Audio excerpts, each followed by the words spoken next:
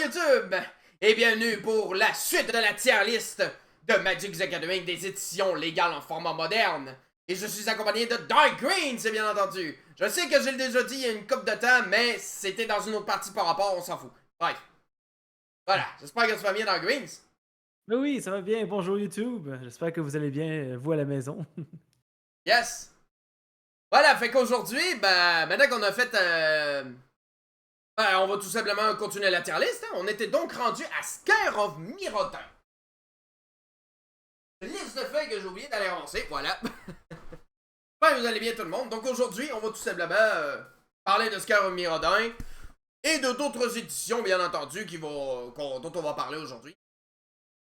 Voilà. Donc, précédemment, on avait parlé de pas mal plus de blocs que d'habitude. Hein. Sur Magic 2011, le bloc Zendikar et tout. Là, fait que... Oh, pardon, ça n'a aucun rapport.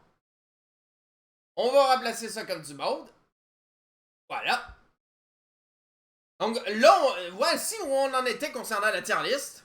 Donc on avait placé le Zendikar dans les plus importants à cause des Fetchland, évidemment. Voilà. Rise of the Eldrazi qui était...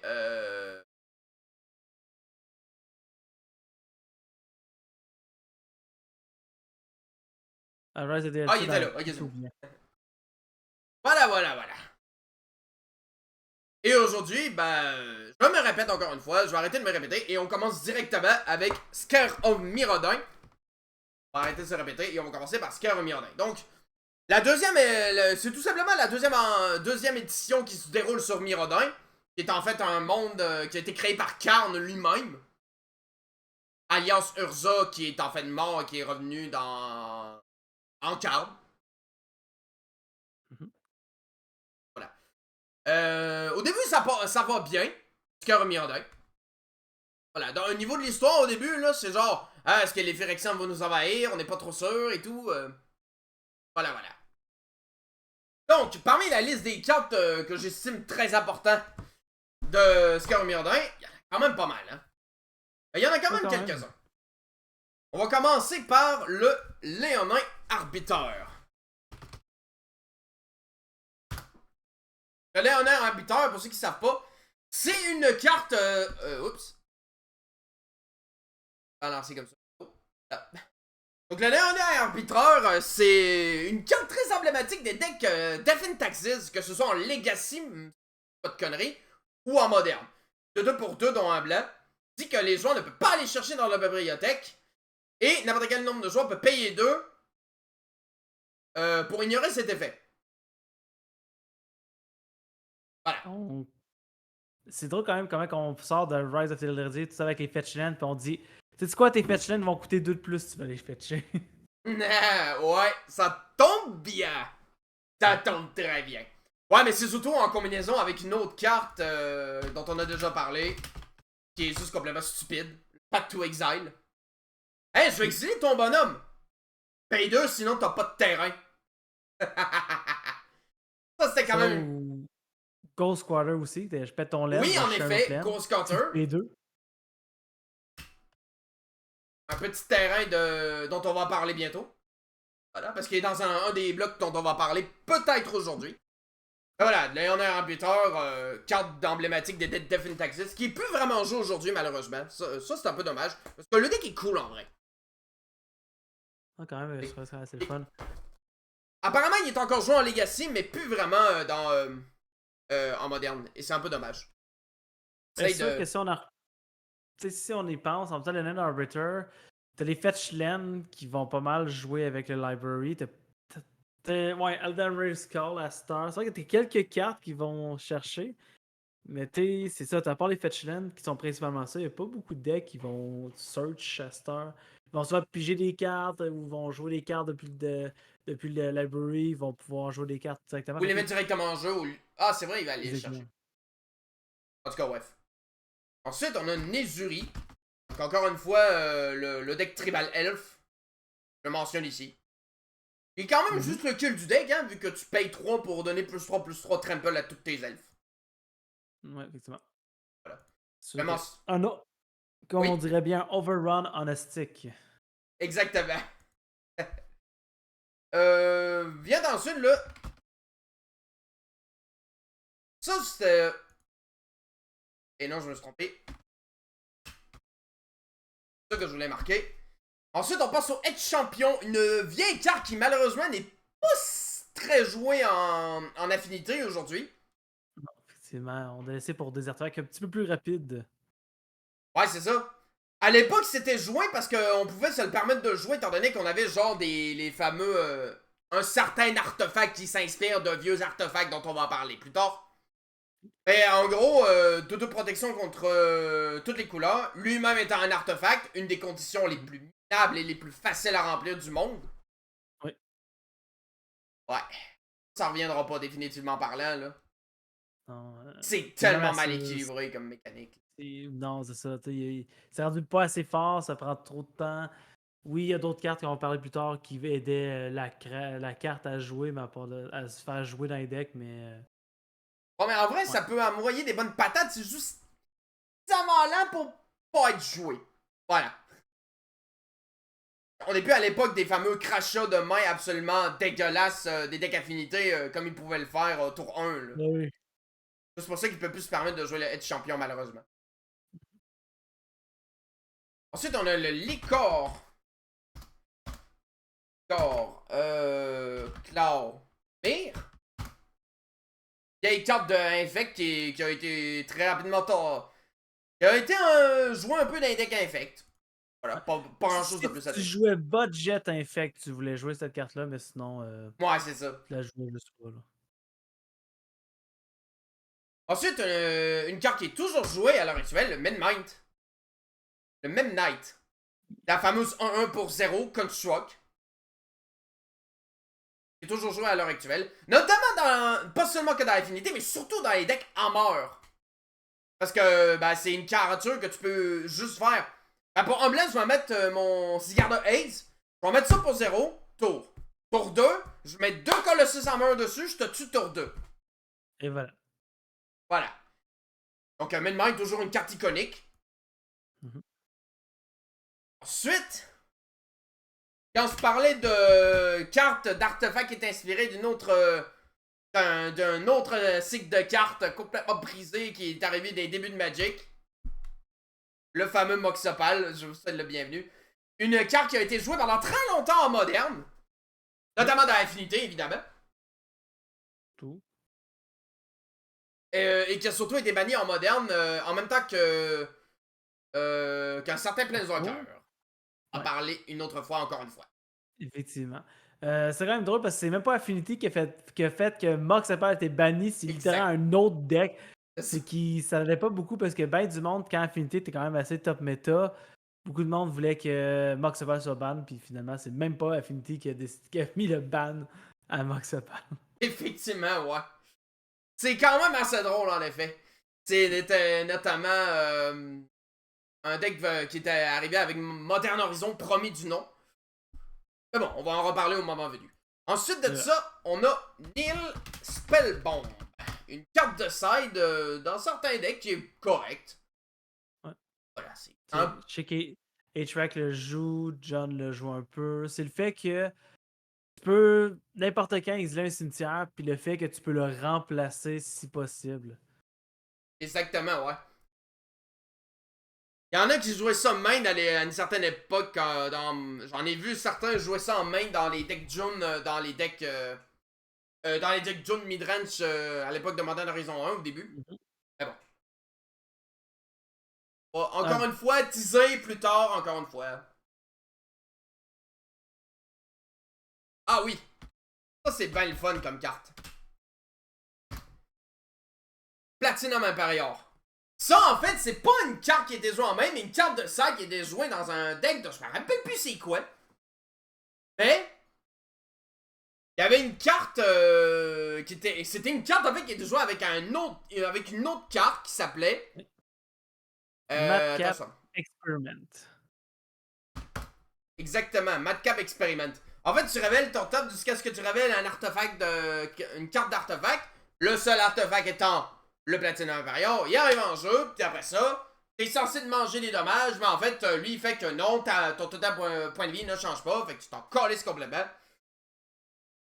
Et après ça, le principe, c'est que tu protégeais ton Platinum Impérial pour défoncer la gueule de l'adversaire avec des contresorts extrêmement peu chers, en sachant que l'adversaire peut justement pas modifier tes points de vie, genre tu utilisais des cartes comme le petit counter spell pour un bleu qui donne un oiseau de 2 de Terros, là. C'est payer 4 de mana pour jouer le plus, ce qui est quand même pas si pire. Ouais, c'est vraiment pas mal. D'ailleurs, je l'ai en version française en plus. Voilà, ça on s'en fout. Bref. Prochaine carte. La prochaine carte, Ratchet Bomb. Une carte un peu budget. Ah, pas budget. Disons simplement, c'est une carte qu'on utilisait à la place de Engineering Explosive quand on n'avait pas 100$ à dépenser pour une carte de side. Effectivement, bon point. En vrai, c'est pas si mal que ça, tu sais. Je veux dire, tu peux le casser direct pour casser tout ce qui coûte 0. Ou l'engager, mais c'est trop lent. Ben, je sais pas, moi, je jouais dans mon Eldrazi-Tron, je pense, j'en ai une copie justement du fait que tu peux aller chercher avec Karn. Fait que justement, le fait d'avoir un toolbox, puis le fait qu'il est quand même légal aussi en Pioneer. Ouais, Mais bon, c'est vrai que ça aide aussi, contrairement à Engineer Explosive qui est pas légal en Pioneer. Effectivement. Mais c'est sûr que Engineer Explosive est meilleur que Ratchet. Oui, définitivement par là. Et bien sûr, on a le classique Warcom Engine. Ça, là, tout le monde connaît le Warcom Engine. Évidemment. Oui. C'est justement la carte promotionnelle que tu avais quand tu participais au Pro Release. C'est vrai, oui. D'ailleurs, je vais aller checker. Il est pas là. Non, c'était pas Magic Online. Non, c'est là. Non, mais tu l'as, Il était là, ouais. C'est celle-là. Cette version-là. 25 septembre 2010. Qu'en anglais, par contre. Oui. C'est toujours une excellente carte, en fait. C'est que ce soit dans d'autres decks en commandeur, mais surtout en moderne, qui est toujours joué dans les decks Tron. Aller chercher avec ton card. Techniquement, il y a une copie sûrement dans chacune des decklists. Ben oui, évidemment. C'est impossible que tu joues pas cette carte-là, sinon t'es vraiment un idiot profond, là. Parce que cette carte-là est juste trop fort, ça te fait gagner des pèves. C'est Dead Touch, fait que tu bloques n'importe quelle créature, il crève. Puis ça se sépare en deux en plus quand il crève, au lieu de. Quand il est pas exilé, ça se sépare en deux en fait. Exactement. Ce qui devient pas nécessairement mieux. Ouais, c'est ça. Fait que c'est une grosse carte classique de. Pas pour rien qui a été imprimée une couple de fois, puis. Elle a toujours une bonne valeur. Ce qui est normal, hein, parce que c'est une bonne carte en fait. Ensuite de ça, est-ce qu'il y en a d'autres? Ah oui! Les fameux Fastland.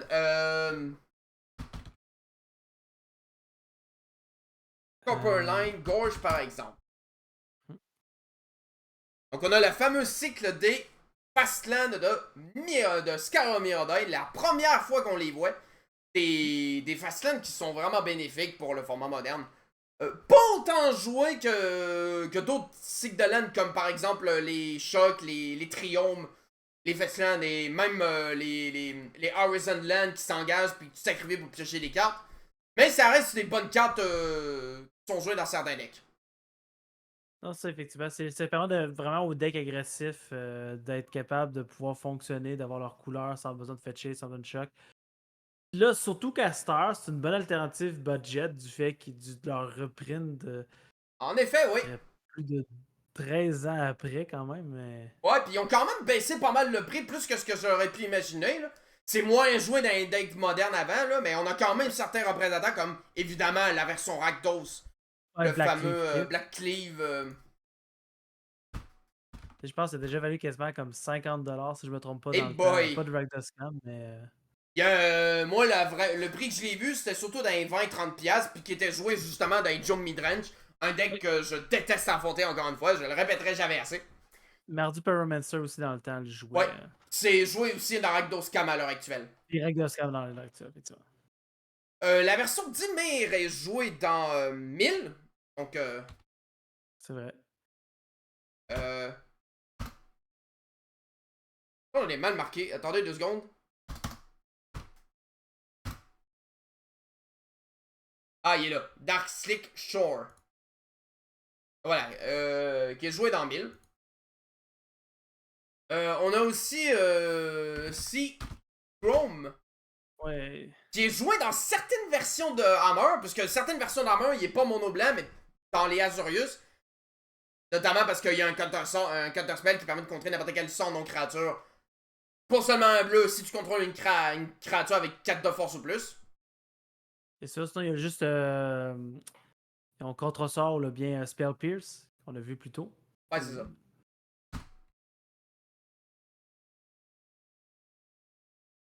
Ah, j'ai mal marqué. Razorverge Ticket. Ah, j'ai trouvé.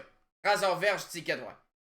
Donc, lui, par contre, est joué dans Buggle et dans Ordnance Scale.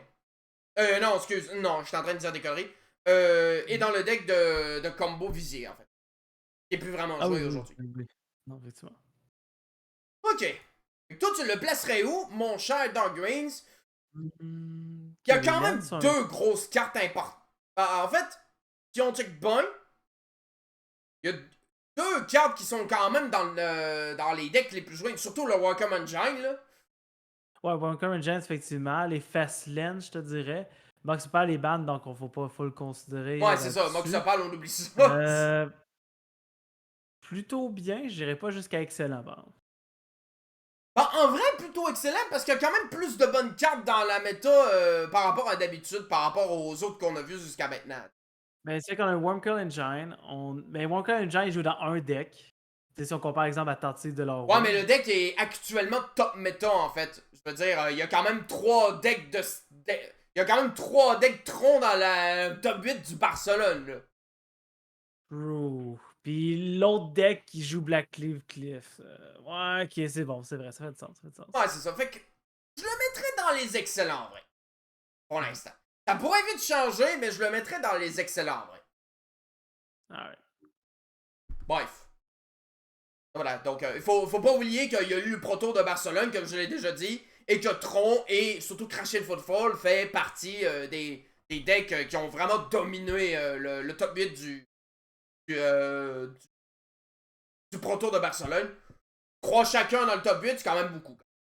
Oui. Mais bref. Bon, passons maintenant au Mirrodin ABC. C'est maintenant la guerre à cette heure. C'est dans cette édition où... Déjà, c'est une toute petite édition. Je vous rappelle qu'à cette époque-là, c'était des blocs et non pas juste des éditions individuelles c'était pas genre une édition dans un plan en particulier, puis après ça, on passe à l'autre. C'était genre un bloc de 3 éditions dans le même plan, en fait. C'est vrai. Donc, on va donc commencer. La liste des bandes, on peut les enlever. On va commencer par une vieille carte de side qui était jouée dans certains decks, notamment contre June, Hydrans. Le fameux Mirren Crusader, une carte que j'ai moi-même jouée dans mon deck de Human en side. Tellement je détestais June, j'en avais même mis un main pendant certains temps. Je peux te comprendre là-dessus, le fait que si John était top, si, exemple, on irait dans l'autre sens, si maintenant Yawgmoth serait top tier deck, Mirren Crusader pourrait être quelque chose d'à remettre dans certains decks. Ouais, mais le problème, c'est que des fois, il est capable de comboer, fait que... Ouais, ça.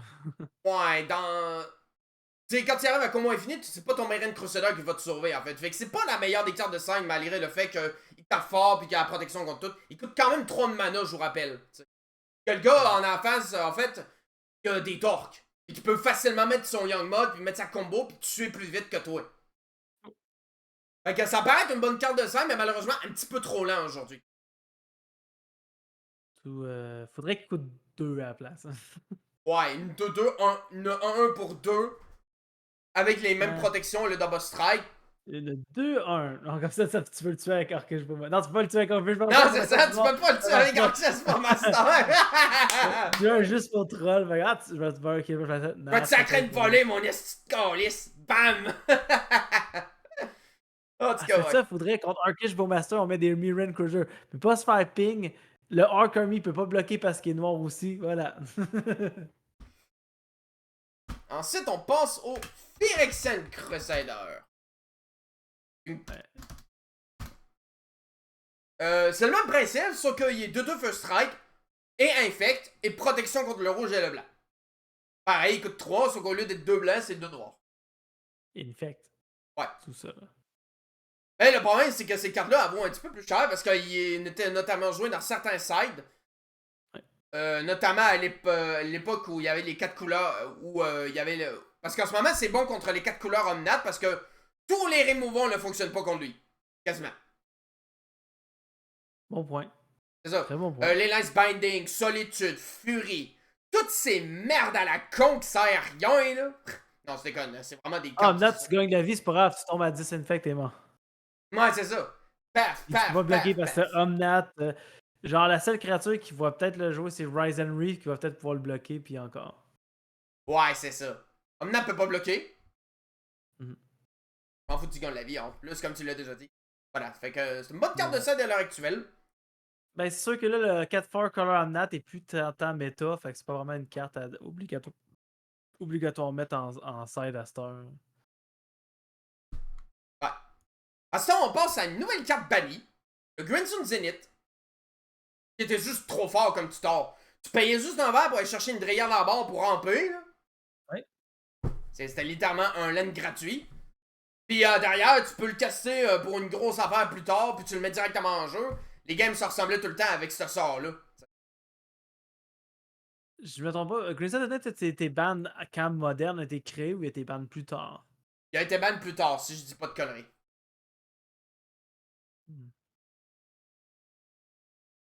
Il a été ban plus tard, il a déjà été légal dans les débuts de moderne. Mais je sais pas quand exactement il a été ban, faudrait que je me renseigne là-dessus. Mais bon, c'est juste trop versatile, c'est complètement stupide. Derrière, une autre carte verte, pas bannie cette fois. Rune de l'Astrol, la fameuse carte parfaite contre les decks contrôle. Ne peut pas te counter, ça peut pas te targeter par les adversaires, puis tu peux le régénérer pour 2 dans un vert. Bon, à cette heure, je vous dirais qu'il est plus tant joué. Ouais, c'est parce que Azorius Control, ça existe plus en fait. Non, c'est Vraiment méta, malheureusement. Bref, donc c'était la carte parfaite qui était June utilisait, que c'était joué dans des cartes de side. Puis c'est un petit peu trop cher pour ce qu'il fait. C'est bon, mais c'est un petit peu mal vieilli. D'ailleurs, justement, ça tombe bien, il a l'air vieux, là. Ok, ensuite de ça, qu'est-ce qui manque? Tezzeret Agent of Bolas, je l'ai mal écrit. Donc, Tezzeret Absent de le Bolas, qui est la seule reprint qu'il y a. Une carte qui permet d'avoir des artefacts, mais surtout qui était jouée pour son moins 4. Permet de faire perdre à un adversaire ciblé un nombre de points de vie et tu te fais gagner X points de vie et que c'est égal au double du nombre d'artefacts que tu contrôles. Tu peux l'ultimate tout de suite le tour d'après. Ouais, c'est ça. Voilà. Et... T'as joué dans Lantern Control, si je me trompe pas. Non, je pense pas. C'était pas joué dans Lantern Control, mais c'était joué dans le deck avec le fameux combo Top Tower Foundry plus Sword Dynamique. C'est surtout dans ce deck-là qui était joué, en fait, à cette époque-là. Bon, aujourd'hui, ni un ni l'autre des decks sont là, fait que Bernard Tezzeret a pris sa retraite. Ouais, c'est ça.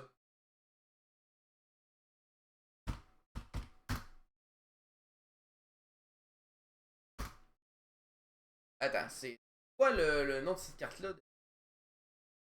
Ah, le voilà. Ah non, c'est Shriek Horn.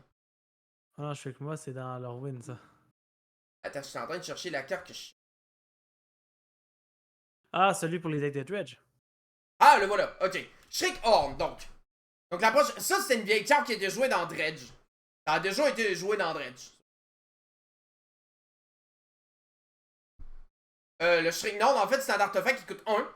T'as un avec 3 counters charge dessus. Tu peux l'engager et enlever un charge counter pour faire qu'un joueur ciblé mille 2 cartes. Et en fait, il se millait lui-même, en fait, à ce moment-là. Le principe, c'est de se miller lui-même. Et ensuite, de pouvoir... pour espérer miller des cartes de dredge. Puis ensuite, dredger, après. Voilà. Master, il joue un zombie qui coûte le même à la coste qui fait un meilleur effet. Ouais, tu mets le 3 cartes. 3 cartes, qu'il arrive ou qu'il meurt. Ouais, quoique non, c'est même pas joué dans Dredge. Ça préfère jouer Arthur Woody Gaz à la place. Hmm. C'est une carte d'un Istral Midnight Hunt dont on va parler un petit peu plus tard. Ensuite, là-dedans, Signal Peste. Une autre carte jouée dans l'ancienne version d'Affinité. Le petit boost du plus 1, là. Ouais, le petit plus 1 plus 0. Il peut être bloqué que par des créatures avec le vol et le reach. Mais il n'y a pas le vol, techniquement parlant. Ça veut dire qu'il peut pas bloquer les créatures avec le vol. Fun fact, la tête est dans le milieu. Ce qu'on voit à droite, c'est son bras. Ça me Ouais, T'as ben trop raison. Parce qu'on a l'impression que c'était un. Ça fait des années avant de catcher ça. Ouais, on a l'impression que c'était un bec d'un oiseau, mais quand on en regarde juste à côté, en fait, il y a le bec, en fait. C'est pas un bec parce qu'on voit que c'est une pince, en fait. En tout cas, bref. Vient ensuite Sword of Feast and Famine. Première carte de cycle. Exactement. Voilà, le cycle des épées dont on avait déjà parlé dans une précédente partie. L'épée de Festa, l'épée de... Si je dis pas de conneries, on avait parlé de... Je pense que j'avais parlé de l'épée de glace et de feu. Oui, c'est vrai. Qui était dans le premier set de Mirodin. Exactement, ouais. Ça c'est quand même bien pété, hein. Tu tapes toutes tes langues quand tu touches. Famine, c'est pas mal une des plus fortes. Ouais, définitivement parlant. C'est une des plus pétées qui existent. Ouais. Et en fait, dans le deck en main, il utilise parfois des épées, justement. Mais je pense qu'il utilise surtout des épées avec la protection contre le blanc, c'est pas de conneries. Mais surtout la protection contre le rouge. Chez Hammer Time, je pense qu'il joue la rouge-bleue parce que ça fait du dégât, tu piges une carte si je me trompe pas. Non, c'est pas joué dans Murktide. Non, pas dans Murktide, je parle dans Hammer Time. Ah, Hammer Time, ok, j'avais mal entendu, pardon. Ouais, ça, je pense que oui, effectivement, la Fire Knight, c'est ça. Ouais, c'est ça. Donc, ça, c'est plus vraiment. Même dans Hammer Time, me semble, je dis pas de conneries, là, MTG deck, là. Mais je veux dire, c'est pas tous les decks qui vont les jouer. Ouais, en fait, c'est même pas joué, mais ça a déjà été joué dans le temps, si je me trompe. Ouais. C'est plus vraiment une carte importante. Et on va terminer avec un terrain. C'est le Inkmoth Nexus. Le fameux terrain joué à la fois dans les decks Hammer. Donc c'est quand même en vrai, c'est la seule carte importante dont on a parlé dans cette édition-là. Et qui est jouée dans les decks Hammer ainsi que les decks Infect. Voilà. Mm-hmm. C'est le petit terrain que tu pouvais booster gratuit. En plus, c'est le vol en plus. Affinity, je pense, peut-être les jouer aussi dans le temps. Oui! Et même encore aujourd'hui, je pense. Mm-hmm.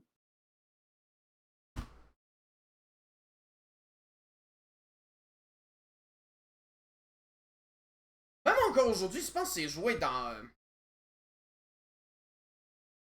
Ah non, c'est plus vraiment joué dans Infinité. Mais à l'époque, c'était joué dans Infinité. Grâce au fait qu'il y avait le fameux équipement qui donnait plus 6 plus 0 et que c'est le nom d'artefact que tu contrôles. Et je pense qu'il est dans la prochaine édition, en fait.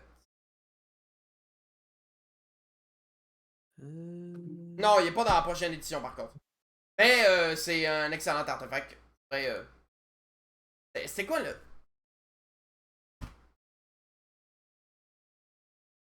Je pense que c'était... Ah non, c'était dans Fifth Down, c'est vrai. Fait qu'on en avait déjà parlé à ce moment-là. On a déjà parlé, effectivement. Ouais, c'est ça. Bon, je vais te dire que moi, je pense que je le mettrais dans les corrects, en fait. Ben, Inkmoth Nexus, c'est vrai que c'est pas nécessairement top tier à Hammer Time, il a pris des pertes. Ouais, c'est une bonne carte. C'est pas mal la seule carte qui jouait. Fait que ouais, c'est bon, je suis d'accord avec ça. Ouais, c'est ça, moi je le mettrais dans les corrects. Ça vaut pas un Scarab Mirodin, hein? Ah non, c'est ça. Bon, ok, prochaine édition, le dernier du bloc de Mirodin, New Phyrexa.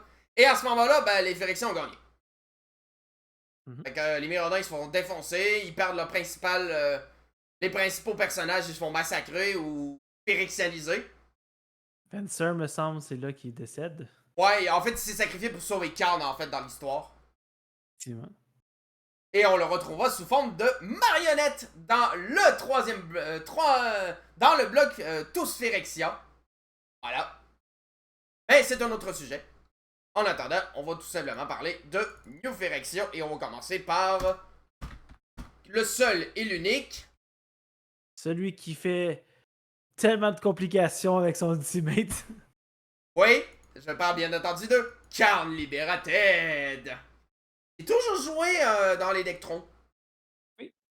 Effectivement, même dans le Pro Tour, j'ai regardé les matchs, puis beaucoup de games se jouaient sur un Karn qui exile un permanent avec son -3, puis après ça, c'est fini. J'avais ça plus 4, plus 4, plus 4, plus 4. Moins 14! Ouais, Non, ça, c'est un les yeux, mais dans les decks de Tron, souvent le -14 est jamais utilisé parce que Ouais, c'est souvent -3, exil permanent, plus parce que c'est 4. trop long, l'adversaire abandonne déjà avant. Souvent, la personne va déjà avoir perdu avant. Ouais. Ou bien l'adversaire va juste abandonner avant. Oui, aussi. Ouais. Souvent c'est bon, je peux pas gérer quand. Ouais, c'est ça. Une sacrée belle carte. Ensuite, une autre carte d'infect. Oui, c'est vraiment l'édition où il y a le plus de cartes dans les decks infect. Le Blitzazan, 1 pour 2, dont un bleu, imbloquable et infect. Yeah. Ça permettait de passer à travers le problème des créatures qui pouvaient le bloquer. Là. Même s'il y avait quelques cartes qui permettaient de rendre une créature imbloquable jusqu'à la fin du tour. Mais bon. Mais tant qu'avoir déjà la créature imbloquable, souvent. Yes! Ensuite de ça, on a une carte bannie qui doit rester de ban. Didaction Probe. Un rituel. Oh, c'est un rituel. Ok, ouais, je savais pas que c'était un rituel. Ben, en gros, pour un mana Phyrexian bleu, c'est-à-dire soit tu payes 2 points de vie ou un mana bleu, tu regardes la main de l'adversaire et tu piges une carte. C'était une des raisons pourquoi Infect était top deck, top tier dans le temps. Exactement, ouais. En effet, c'est surtout en plus qui fait partie des 3 seules cartes permettant en gros de faire comme si t'avais 4 cartes de moins en fait dans le deck, puisque ça coûtait absolument rien pour piger une carte derrière en fait. Ouais, 2 points de vie, mais 2 points de vie pour Infect, c'est pas grave, tu tues l'adversaire anyway. Mais Ouais, c'est ça. je pense surtout le mieux pour Infect, c'était la meilleure carte, c'est que j'ai un Blighted Agent en jeu. Ok, avant d'attaquer, Detection Probe, est-ce que tu peux tuer mon Blighted Agent? Non. Attaque, pompe, game 2. C'est ça, parce que je sais que tu le tueras pas de toute façon. Ça détruisait toute notion de bluff, toute notion de chance, toute notion de... C'était vraiment une carte cheatée en fait. Ouais. De toute façon, c'était jouable dans littéralement tous les decks en fait. On peut dire ça de même. Ouais, oui, c'est ça, tu peux jouer ça dans n'importe quel deck. Je veux dire, tu unban ça, Rhinos va jouer ça, Living End va jouer ça, Hammer Time va jouer ça, Murktide va jouer ça. Tous les decks qui sont peut-être pas nécessairement Merfolk, mais je veux dire, presque tous les decks qui doivent garder, ok, je peux te combo, te tuer là, vont le jouer. Ouais. Puis, en fait, c'est tellement fort qu'il a été ban en Legacy, en Pauper, comme vous pouvez le constater, dans cette petite liste de ici. Donc, même en Legacy, c'est cheaté, puis même en Pauper, puis évidemment, en Pauper, c'est vraiment pété. Ouais. Bref. D'ailleurs, Pauper, il y a même Infect Pauper, il me semble que ça existe aussi dans ce format-là. Oui, c'est une des raisons pourquoi aussi il est banni, parce que je veux dire, la part des bonnes cartes Infect sont des Blighted Agent, Glistener Elf sont communes.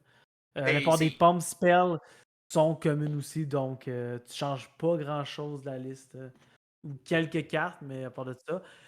Même pour vous dire, il est légal en Commander, puis c'est joué en CD. Hey, c'est restreint en Vintage en plus. Ouais. Même en Vintage, c'est pété, esti. Fait qu'ils l'ont restreint en Vintage. Tabarnak. Paye le design de carte complètement broken en esti, là, c'est ridicule. Ben, plus tard, on fait une bonne version de Phyrexian, mais la première fois qu'ils l'ont sorti, effectivement, il y a des cartes que... Oh boy, il aurait dû pas mettre du Phyrexian Mana dedans. Ouais, définitivement parlant. En parlant de cartes complètement broken... Une autre carte bannie! Yes! Mental Mystic! Ça. C'est complètement pété. Contrer le sort avec une valeur de 1. Pour un mana Phyrexian bleu. C'est Pareil. bizarre, c'est banal moderne en Legacy, mais je comme Vintage. Comme Redemption Exactement! Strike! Qui dirait qu'il a payé YOLO! 2 points de vie pour caster un spell? C'est C'était jouable fou, dans là. tous les decks, ça counter tout ce qui coûte 1, c'est complètement brisé. Et ça a été ban extrêmement vite en moderne, un petit peu plus tard en Legacy, pis ça... Non, ça a été restreint en Vintage avant d'être ban en Legacy. Je me trompe pas, effectivement. On va te dire des conneries, je pense. Ben, je sais que c'est la carte qui a fait genre, ouais, non, Non, on tord ça du non, format. non, ça là, c'est... Encore une fois, paye le design de carte complètement pété. D'ailleurs, ils ont fait une nouvelle version de cette carte-là, là, c'est... Faux pas mental. Je l'écris en français parce que je le connais en français. Et non, je viens littéralement d'écrire... c'est quoi l'autre carte qui coûtait un bleu et qui contrait un sort avec une valeur de 1 moins? Je m'en rappelle plus le nom de la carte, mais c'est ça. C'est la version comme correcte de Équilibré. la carte. Qui est Équilibrée, ouais. pas joué à l'heure actuelle. C'est bizarre d'être équilibré, c'est joué dans aucun deck. Comme quoi, il y a des designs de cartes... C'est soit un échec, soit c'est un échec parce que c'est trop fort. Voilà. Bon, on arrête avec les cartes bannies, on va parler d'une carte... Légal. Oui, on va parler de Dismember.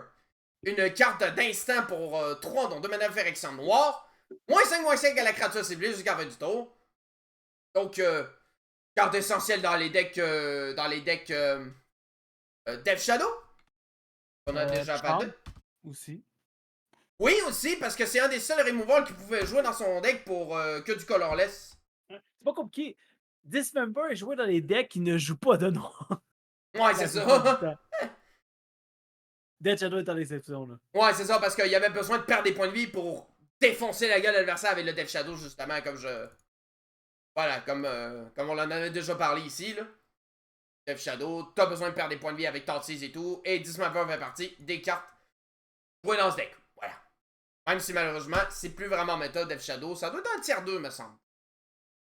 Oui, quand même, je vois des. Tu sais, j'ai des. Ben, surtout avec un Arcage Bowmaster, ça peut toujours faire la Ouais, mais job aussi. ouais, le problème, c'est encore une fois solitude, quoi. True. Il a tassé de la méta. Ouais. C'est bizarre comment c'est fou comment que des decks modernes, souvent une carte vient tasser une multitude de decks ou un archétype en tant que tel. Ouais. Ça, c'est tout le temps triste quand ça arrive, mais c'est un peu inévitable, tu sais, j'ai envie de dire. Non, c'est ça, à un moment donné, D'ailleurs, j'ai hâte de voir ce que va donner Modern Horizon 3, là, qui va arriver genre en milieu d'année de l'année prochaine, là. J'ai peur parce que ça va encore changer toute la méta. Fait que, en vrai, c'est comme dire à chaque année, quasiment, faut que tu changes ton deck parce que ton deck est plus compétitivement moderne, les gars. J'espère surtout qu'ils vont reprendre les Festlands de Camelot Tarkis, ça fait longtemps qu'ils les ont repris en vrai. Oui. Faut C'est ça, vraiment mais qu'ils les meilleure reprennent vente de en vrai. faire revenir les joueurs, par exemple, c'est vrai. Ça va être une bonne affaire. Surtout qu'en plus, il m'en manque plusieurs, en fait, pour mon deck de Zoot-Domaine en plus. En tout cas, j'ai hâte de voir ce que ça va donner. Mais bon, ça, c'est hors sujet. On va donc continuer avec Post-Mortem. C'est une carte que je joue dans mon deck de Quill Spike. Voilà, c'est pour ça que je la mentionne. Ça n'a rien à voir avec, le fait que ce soit bon dans la méta. C'est parce que je joue, parce que ça permet de réanimer une créature, notamment un Devoted Druid. Ça permet de le ramener en jeu, pour faire directement de la mana, en fait, pour justement faire le combo infini avec Quill Spike.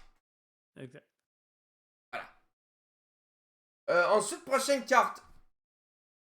Ça donne un indice, ça a déjà coûté 100$. Wait, what? For real? Oui! Fait que Surgical Extraction a déjà coûté 100$. Oui, oui! Damn! Où c'est qu'on est tombé? C'est vrai que je me Ah rappelle ouais, dans le c'est temps pas du... une farce, ça. Je me rappelle, c'est vrai que des fois, je le voyais puis j'étais comme 40$, j'étais comme, tu sais quoi, va jouer Extirpate, ça coûte 5$. Le plus gros, c'est la split second, ça m'a déjà gagné des games à cause de ça. Parce que l'adversaire pouvait pas répondre en mode. Non. Euh. Bref. Donc, un mana Phyrexian noir. Et notamment, c'est joué en main ou en side, est en 1000. Parce que ça permet notamment de se débarrasser des cartes, de certaines cartes que t'as millées en voyant « Hein, tiens, c'est une bonne carte que tu pourrais potentiellement jouer pour me casser les couilles. » Ça, il dégage. 1000. Ouais. Donc c'est quand même une excellente carte dans les decks 1000. Oui, non, effectivement. Débarrasse définitivement d'une carte qui pourrait te casser les couilles. Voilà.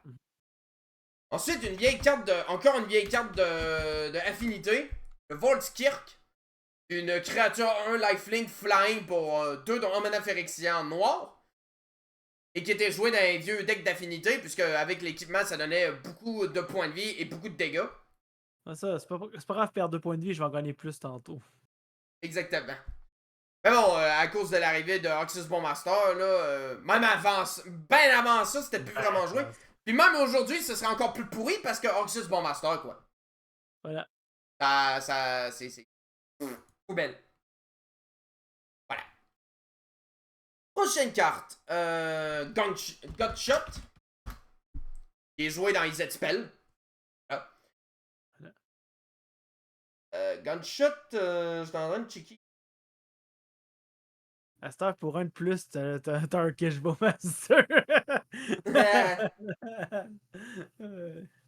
Exactement, ouais. Non, pour 2 de plus, parce que tu peux juste payer des points de vie. True. En mana value, bon, pour un mana value de plus. Exactement. C'est une bonne carte dans les decks Z-Spell, puis mais bon, ouais. Ça peut être aussi une carte de side dans les Storms, ça peut servir, mais c'est trop faible en dégâts en vrai. Ça a été quand même pas mal plus remplacé par Lavadart quand c'est devenu légal. Là. Ouais. Ensuite. Ah ben c'est vrai, il y a encore une autre carte bannie! Ah oui, Blue Faction, si ça aurait pas été des cartes bannies, ça aurait été top tier. Ouais, on va parler de Birding Pod. Qui a été banni quand déjà, je sais. Puis ça a pris du temps.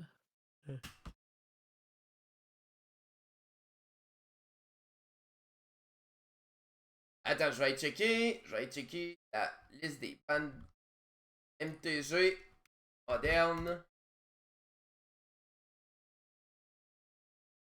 Wiki. Désolé, 2 secondes. Burning Pod, si je dis pas de conneries. Ouais, tu faut y aller à chaque année, par exemple, ça va peut-être prendre un petit temps. Ah, Ouais, c'est ça.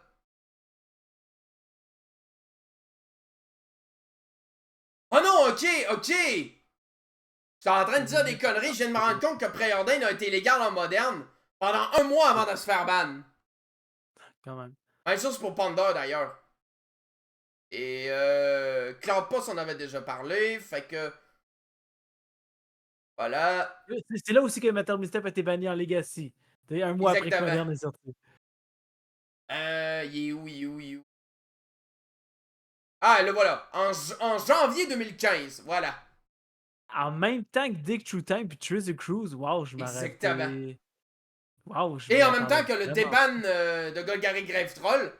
Ouais, à l'époque où de Prize Amalgam et Cathartic Réunion n'existaient pas encore. Je pense qu'il a été reban par après, non? Oui, il a été reban. Sinon, on en aurait entendu parler. Ah, ça a pris beaucoup de temps. Ça a pris beaucoup de temps avant. Mais il était unban puis il a été reban, c'est ça. Ouais, c'est ça.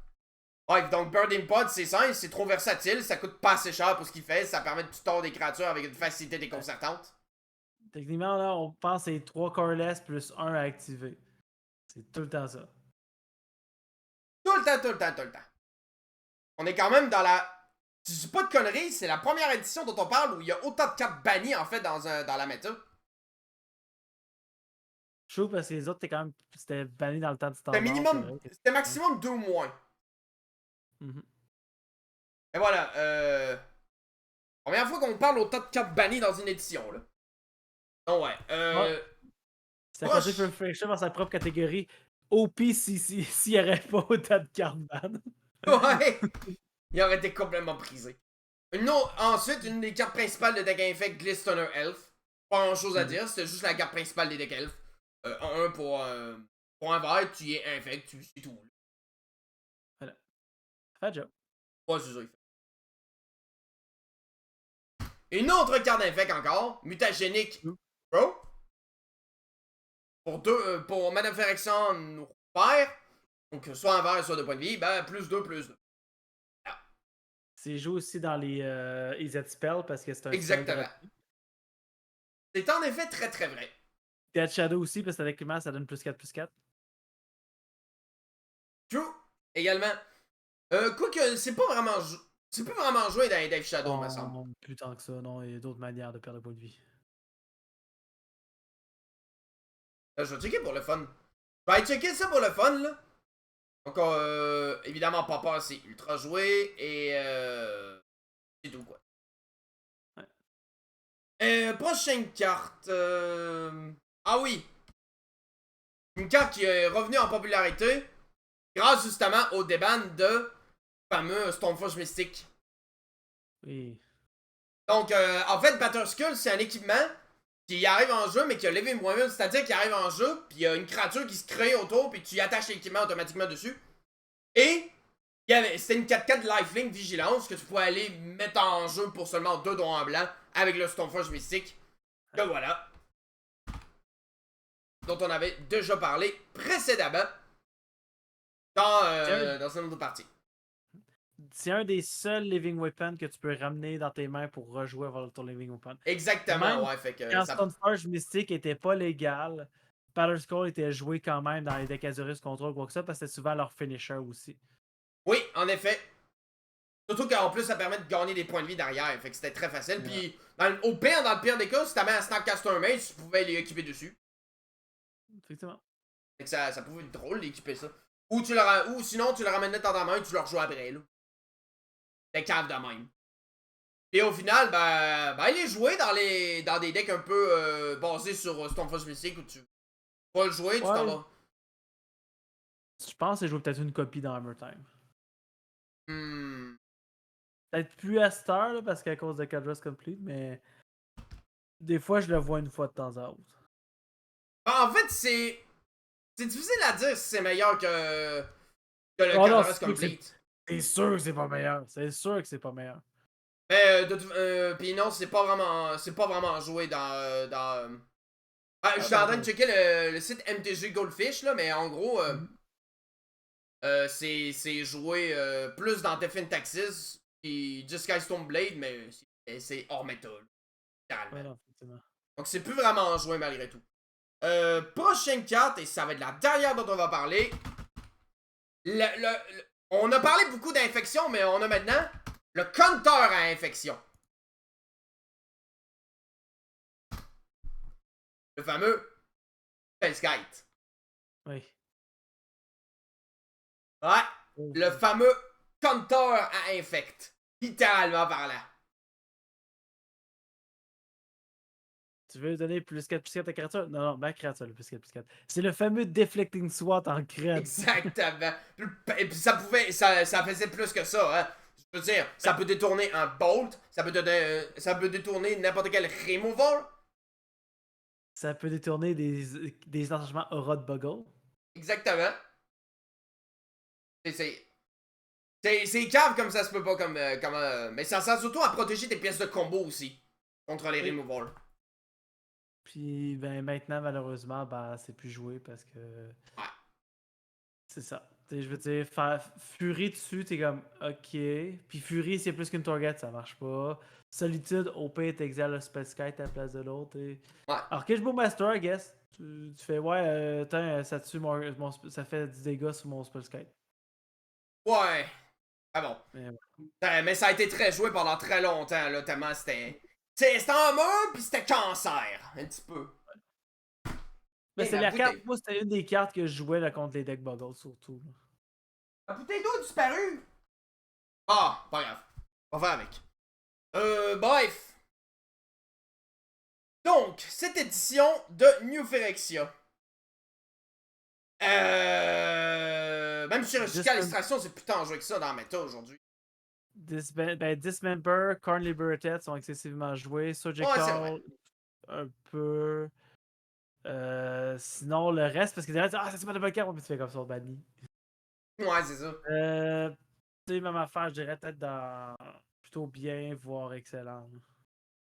Pas non, excellent. Oublie ça tout de suite. Parce que Karn Libérated, c'est zère dans le top méta, mais la seule carte qui est dans le top méta, c'est justement Karn, justement. Le reste du temps, c'est. L'affaire, c'est pourquoi de bord on a mis Scarfman Redden. Je veux dire, c'est la même affaire. Il y a Worm Jack dans Scarfman Redden, puis il y avait les Fastlands, c'était à peu près ça.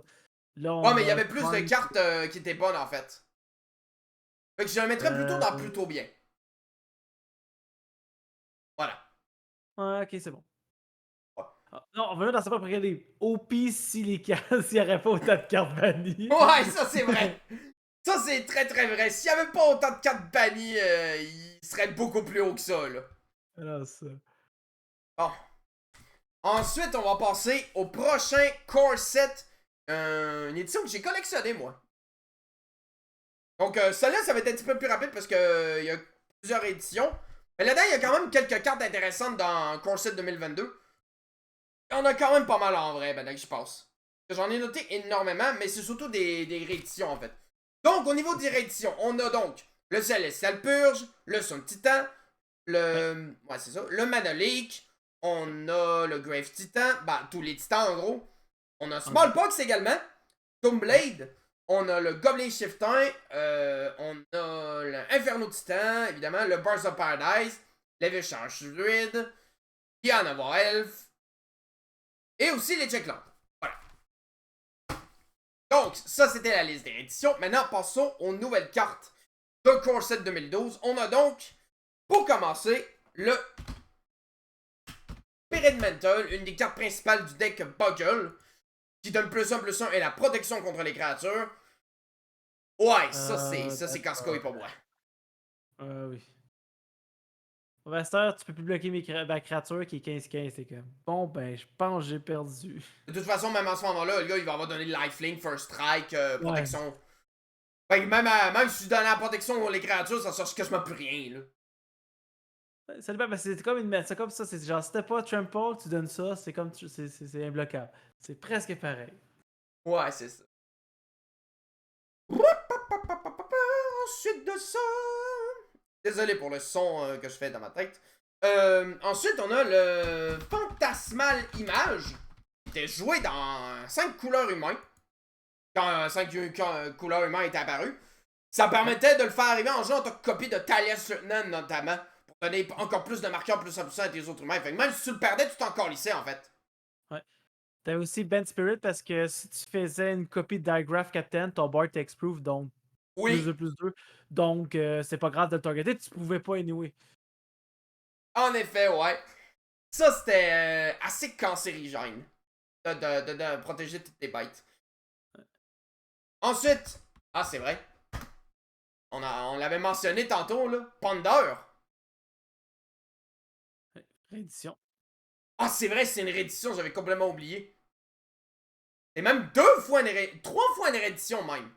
Pas c'est 2010 et tout. Moi, j'ai oublié de le mentionner, en fait. Fait que, voilà. Panier moderne, évidemment. Qui mérite plus son ban que Preordain, par contre. Parce que ça creuse beaucoup plus. Tu peux mélanger en plus ton bibliothèque si dans le pire des cas, t'as juste des cartes de merde. C'est un peu trop pété en termes de creusage de bibliothèque, contrairement à Preordain qui est plus équilibré, selon moi. Ensuite, bah, on va l'oublier parce qu'on en avait. Mais par contre, une vraie nouvelle carte. Vision of Beyond. Qui a été réédité que 2 fois dans Magic 2012 et dans Ultimate Master. Qui permet de piocher une carte en instant speed pour un bleu. Mais si ton graveyard est rempli de 20 cartes ou plus, tu pioches 3 à la place. Si un graveyard, pas obligé. Fait que si tu joues un self-mill, tu pourrais. Genre Dredge pourrait jouer ça. Techniquement, si Dredge, s'il voudrait, pourrait le jouer, mais tu n'as pas nécessairement besoin. Mais c'est souvent les deck mill qui vont l'utiliser parce que. Ouais, mais le problème, c'est que les deck mill, c'est joué, mais pas dans les decks dredge, parce que les decks dredge, ils veulent se défausser des cartes de leur propre main pour justement dredger les bonnes cartes, en fait.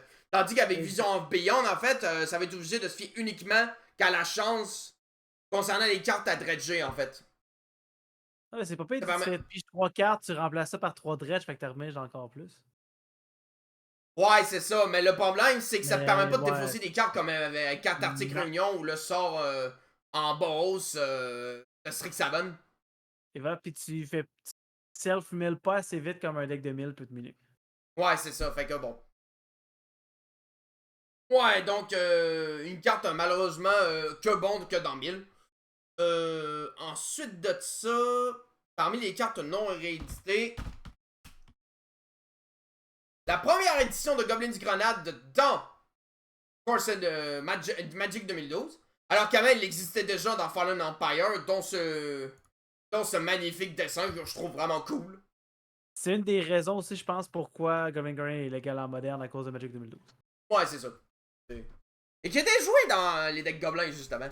Hey, juste 5 dégâts où tu veux, là, c'est quand même violent, là. Juste en sacrifiant un à la con, là. Ça, 8 Whack aussi, c'est un des petits decks budget que le monde joue. Ok, ouais. Ensuite de ça, on a Grim Lavamancer. Qui était apparu à la base dans Torment. Et qui était réapparu dans Corset 2012. Qui était une vieille carte de 5 contre certains decks de Graveyard, là, mais qui est un petit peu trop lent, même à l'époque d'aujourd'hui. Contre John, justement, souvent. Ouais. D'ailleurs, il était aussi dans certains sites de Human, mais il est pas si bon que ça, je trouve. Même Burn ne joue pas ça non plus. Ouais, c'est ça. Fait que c'est vraiment pas assez bon, là. C'est seulement de ton Graveyard en plus. C'est encore moins bon. C'est même pas le Graveyard adverse. Tu peux même pas exiler des Graveyards. Ouais, c'est un design mal vieilli, voilà. Là-dedans, qu'est-ce qu'on a d'autre? Ah oui! Sans cette carte-là, Buggle n'existerait pas parce qu'il y aurait eu que 4 cartes qui permettraient d'enchanter une créature sans être gênée par des removals. Le Glad Cover Scout! Lui, comme le Buggle, sauf qu'au lieu de coûter un mana hybride de bleu-vert, ben lui, il coûte juste un vert. C'est un Expo. Voilà. Je sais par exemple, il y a une autre créature qui était jouée qui coûtait 2 qui donnait techniquement qui ne pouvait pas se target puis il pouvait être seulement être bloqué par la créature qui avait Reach. Exactement, ouais. Mais vu que ça coûtait 2, le monde le jouait moins, mais c'est sûr que sans Glade Cover Scout, Buggle ne serait pas. Aurait pas été dans l'histoire de Magic. En effet, ouais. Désolé, j'ai broyé un peu. Voilà, c'est une carte qui est jouée aussi dans Popper. C'est très bon. Buggle Popper. Comment? Dans Buggle Popper. Ouais, c'est ça. D'ailleurs, il y a la fameuse Horde Glitter là, qui est rendue commune, fait qu'il est jouable en Popper à cette heure. Mais voilà. Mais bref. Donc, une des cartes indispensables du deck. Et c'est tout, en fait. Voilà. Bon, qu'est-ce qui est joué à cette heure? Pas grand-chose. Le Bird of Paradise, qui est toujours cool. Ouais, mais si on parle des rééditions, là, on va commencer à monter des. Ouais, c'est vrai. C'est ça, fait que c'est plate, mais c'est plate, mais si on y va juste avec les cartes qui sont pas rééditées, Spirit Mental, c'est plus joué. Après, on n'est plus dans le cas des éditions qui ont été en même temps légales en moderne. T'sais. Là, on est rendu à plus tard, là, je pense. Pas que techniquement, c'est vrai que Goblin Grenade a existé à cause de tout ça. Mais c'est le problème, c'est que c'est des attaques qui sont à peine jouées. Fait que c'est quasiment ne sert à rien. Je veux dire, il n'y a plus vraiment de cartes qui sont jouées dans ces decks-là. Après, il y a toujours l'Inferno Titan. Il est pas plus. L'Inferno Titan, excuse. Primeval Titan, pardon. J'ai complètement confondu. Primeval Titan, mais même chose, c'est une réédition. Fait que c'est sûr que. Ouais. On pourra le mettre juste à cause de Primeval Titan, on va le mettre correct. Ouais, c'est ça. Parce qu'ils n'ont pas été tant méta que ça. Après, il y a quand même un amulette Titan qui était dans le top 8. C'est vrai. True. Ah, c'est dur. Plutôt bien ou correct, je sais pas. Non, moi, je laisse ça correct, comme je dis, c'est à cause des rééditions. Surtout que, oui, ça a amené quelques cartes, mais je veux dire, le but, c'est que les rééditions n'ont pas amené de nouvelles cartes, ont juste fait, juste plus de copies ont été dans le marché. Là. Ouais, c'est ça. Après, il existe pas tant que ça. Fait que, ouais. Il peut bien rester dans les corrects, mais il existe pas tant que ça, le Primeval Titan. Il a pas été imprimé tant que ça, à part dans Iconic Master. Mais je pense que ça devrait faire, là, le monde, dans les commentaires, dites-nous si elle devrait être dans correct, dans plutôt bien, à cause des rééditions. Ouais, ça serait une bonne question à poser, donc n'hésitez pas à donner votre avis, bien entendu. Bon, sinon. Ben, maintenant que c'est fait, ben, passer de l'autre côté de la feuille.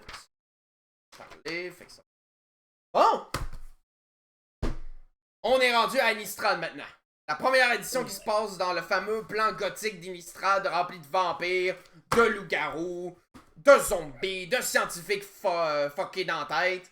Voilà, c'est un peu vulgaire et tout, mais c'est pas grave. TK7, c'est t'es un humain, t'es de la nourriture pour le reste du monde. Ouais. Ben déjà, Innistrad c'est un plan très iconique et je ne pourrais pas m'empêcher de parler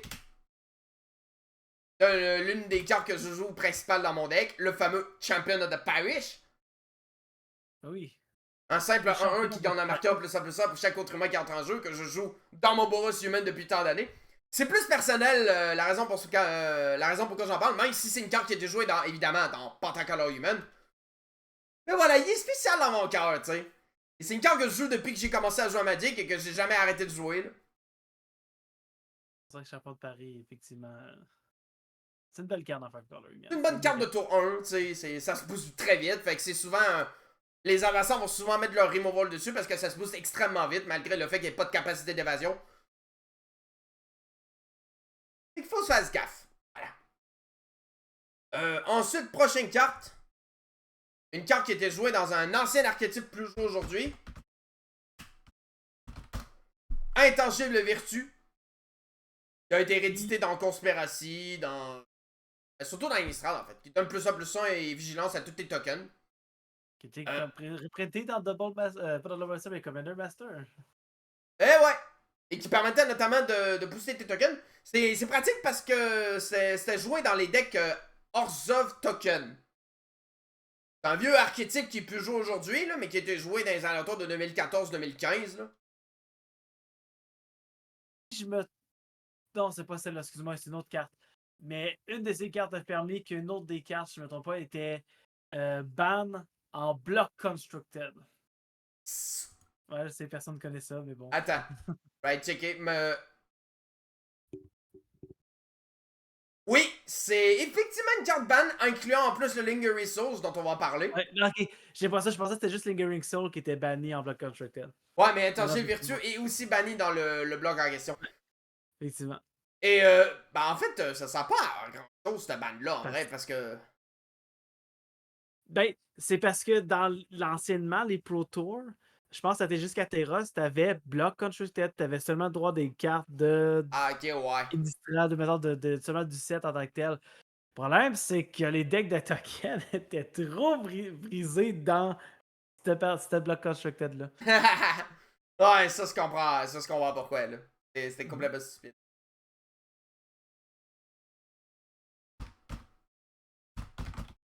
On passe ensuite à Stony Silence. Lui aussi, 2 fois réédité seulement. Innistrad et dans Modern Master 2017. Qui dit que les activés d'habilité des artefacts ne peuvent pas être activés. Une carte qui sert strictement à rien dans la méta, puisque de toute façon, le gars qui joue Hammer va juste. Hey, écoute, je vais avec mon Sigarda, Aids of Sigarda, ton Stony Silence, ça fuck all. Voilà. Ouais. Mais l'affaire, c'est qu'il y a une carte maintenant qui coûte un petit peu plus cher, mais qui fait le même habilité, mais seulement d'un côté de l'adversaire. Ah, ok, ouais. C'est vrai. Et qui m'a. Moi, je jouais aussi un petit peu, mais j'ai arrêté de jouer parce que, en plus, si je décide d'ajouter Météorvial, ben ça l'empêcherait. Ça empêcherait mon Stone Age Silence, ça empêcherait mon Météorvial d'être activé, donc. Mais. Voilà. Donc, c'est plus vraiment une carte de side adaptée dans la méta aujourd'hui.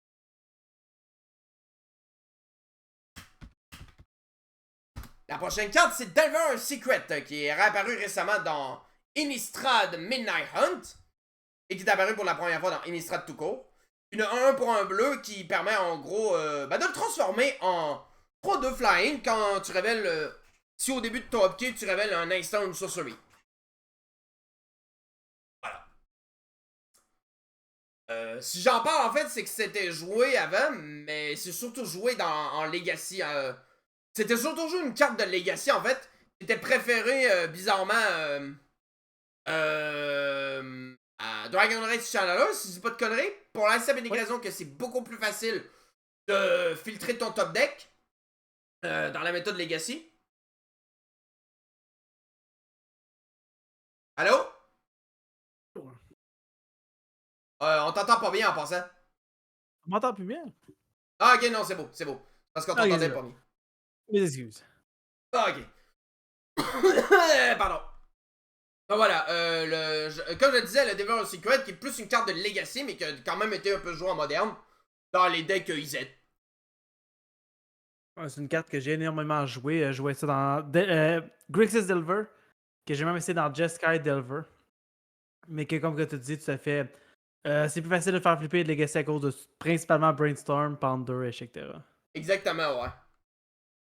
Donc, voilà. Ensuite de ça, la prochaine carte, c'est le fameux classique. Une carte que tout le monde va reconnaître, mais qui est plus jouée aujourd'hui. Snap Custom Age! Ça ramène des bons souvenirs. Hein? J'ai tellement affronté cette carte-là souvent là, quand c'était un plus jeune joueur de Magic. Là. Yes. Tabarnak, il vaut 15$ aujourd'hui. Ouais, non, ça, ben, c'est parce qu'il est plus joué du tout. Je joue des fois une copie dans Murktide, mais that's it. C'est sûr que c'est quand même joué en Legacy, mais Ah ouais? moderne, non, c'est malheureusement. Pas en moderne, Ça c'est va plus se de vraiment. plus Non. Le pire, c'est que j'ai tradé, j'avais ouvert une Gisela de Broken Blade Ok? promo, une Nairi que j'ai tradé contre deux Snapcaster Mage peinturés. Dans le temps, ça valait 40$, puis cette carte-là a déjà valu 120$. Oui, ça c'est vrai. Je l'ai déjà vu, cette. Oh my god. Une Ça époque de c'était. moderne, fait que t'as 4 Snapcaster Mage, tu voulais jouer. Ouais. Ça avait été reprinté dans un Ultimate Master, puis c'est tout. Ça l'avait pas nécessairement baissé son prix, puis. C'est tellement stupide comme carte en Mhm. vrai. Oh my god. C'est vraiment une carte nostalgique en vrai, là, parce que j'ai vraiment Ah oui, beaucoup c'est joué comme ça. contre cette carte-là quand j'étais plus jeune. Notamment contre les decks Azurius Control, les 10K Control bien cancer que je détestais affronter parce qu'ils faisaient juste péter des créatures en face comme un hostie chien sale. Mhm. Voilà.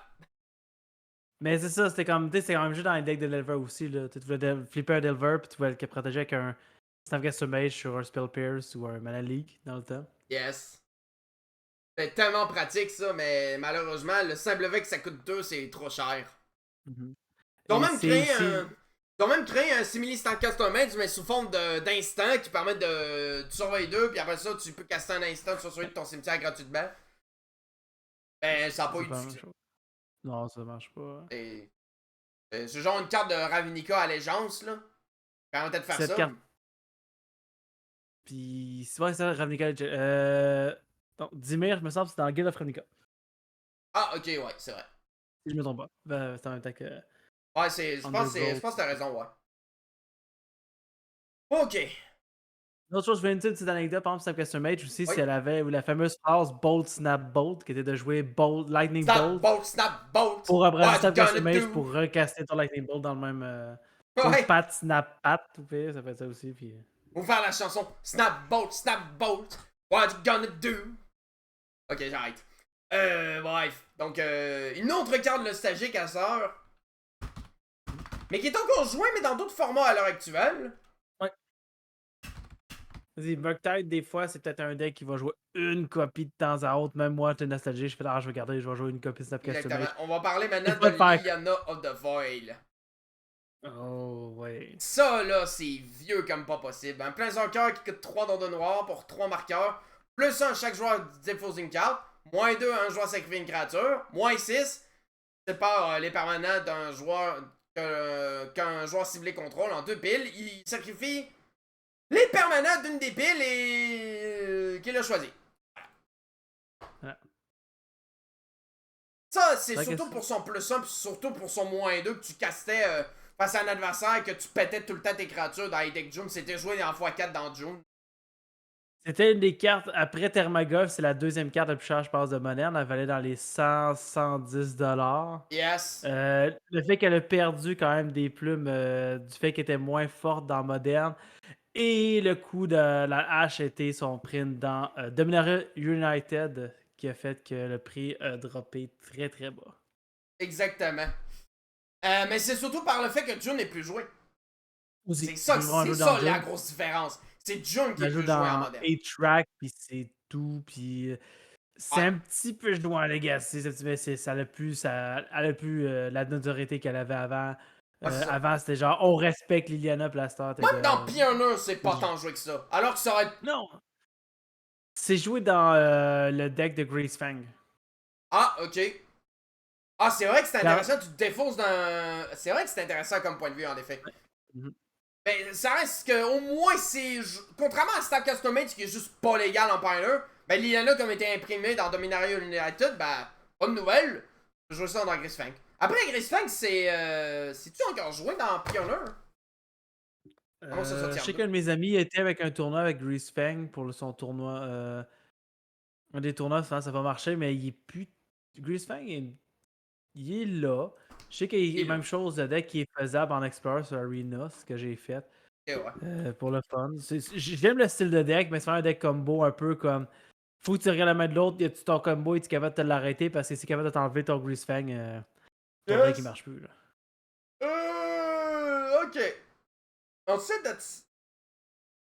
Ah, si j'haïssais cette carte-là en vrai dans le temps, là. Ah, c'est surtout contre Joe, parce que c'est une carte qui en fait est efficace pour enfoncer encore plus l'adversaire quand il est pas en train de gagner en fait. C'est tellement dégueulasse son -2 en vrai là. Parce que l'adversaire a souvent pété plein de créatures puis ça fait juste un truc supplémentaire puis après ça il défausse des cartes comme un... Bref. C'est juste une carte honteuse. Voilà. Après, c'est moins pété quand on sait que c'est moins pété parce qu'en fait c'est une carte qui est juste moins forte. C'est juste une carte qui est moins forte quand t'es pas en avant de la game. Si tu le casses alors que t'es pas en train de gagner, ben ça sert pas à grand chose.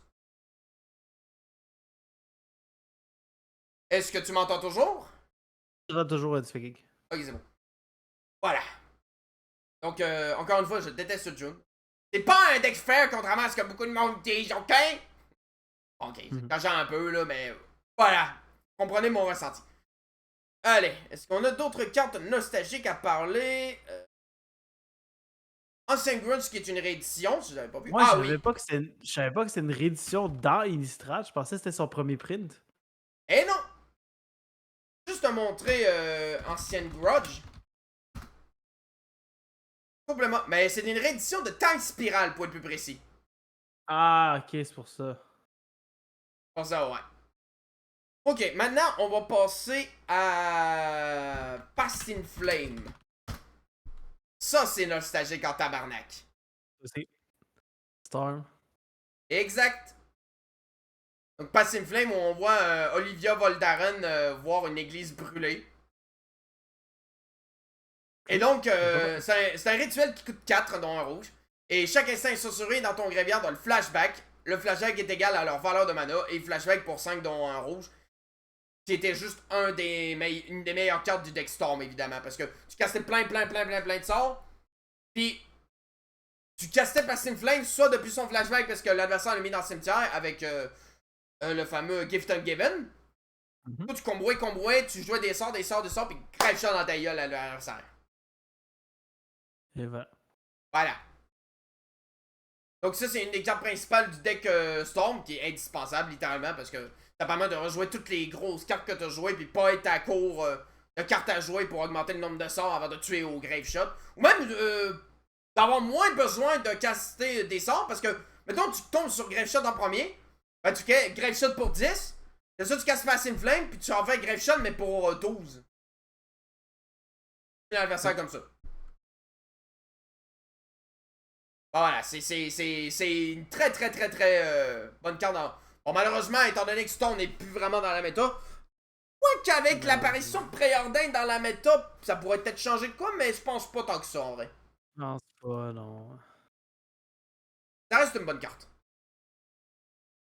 Ensuite de ça, bon. Ensuite, on a un petit Lord humain, le Mayor Avabruk. Donc, qui a été joué un petit peu dans Human, mais plus tant que ça, parce que c'était un Lord qui pouvait avoir la pénible intention de se transformer. Et que Si du tu coup, le voulais pas boost le humain, faire. il était plus valable. Voilà. C'est un petit peu chiant.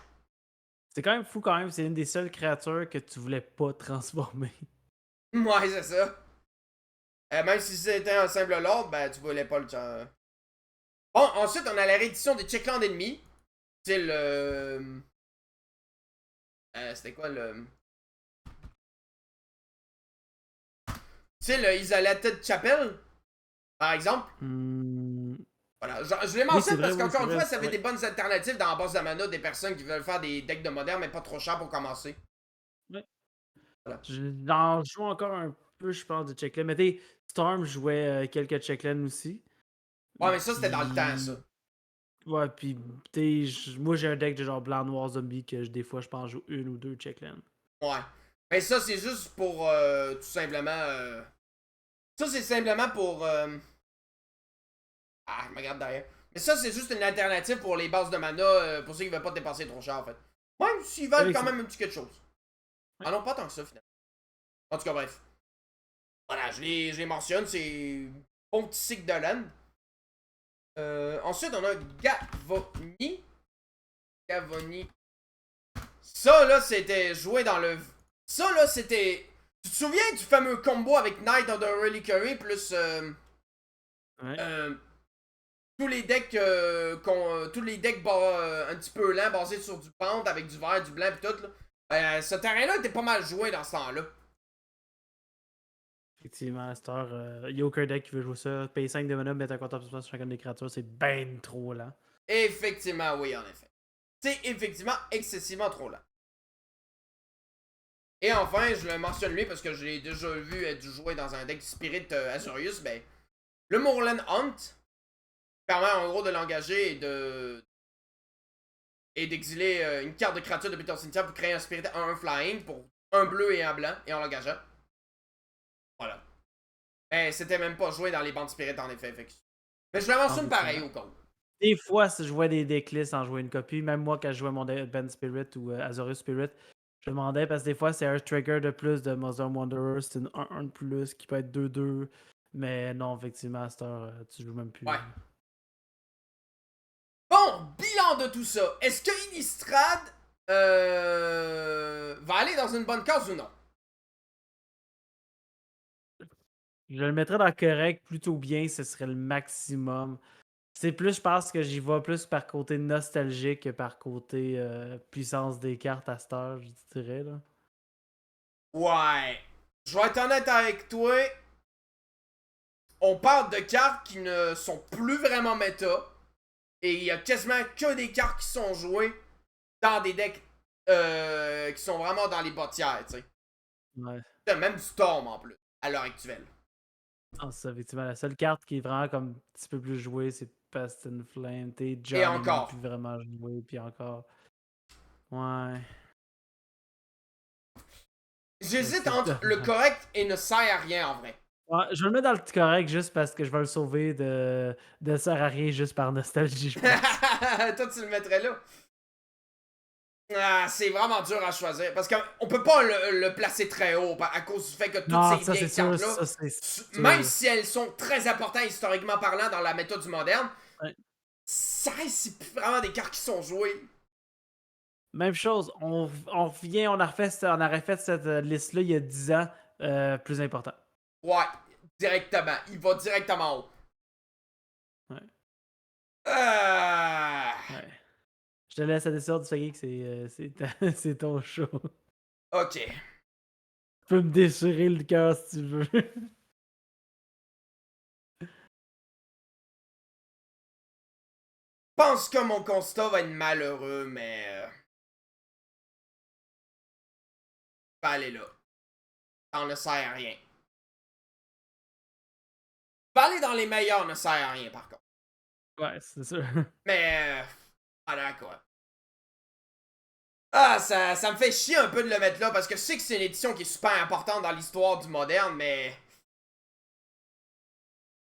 voilà quoi. Ouais, c'est ça. C'est juste un constat triste. Ouais. Bon, on passe maintenant à Dark Ascension. Dark Ascension, c'est là c'est là qu'est apparu pour la première fois une carte. Une certaine créature légendaire qui est jouée dans énormément de decks, la fameuse Thalia, gardien de Traben. Qui est une 1 first strike qui dit que les sorts non créatures coûtent un de moins. Et qui était joué notamment en 4 exemplaires dans les decks Human 4 couleurs. 5 couleurs, pardon.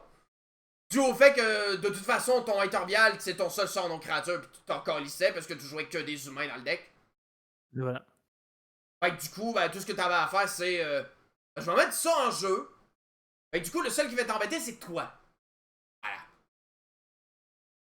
After Veil tour 3 à 2 de mana, ça n'a pas grand-chose. J'ai changé de décision, finalement, je le mettrai dans les corrects. Parce que je suis champion de la Power Wars. Yes! Nostalgie win! Changement de décision à la dernière seconde. Voilà. Mais bon, pour revenir à Thalia, gardien de Traben, c'est une bonne carte de side, quoi. Plus tant bon que ça aujourd'hui, malheureusement.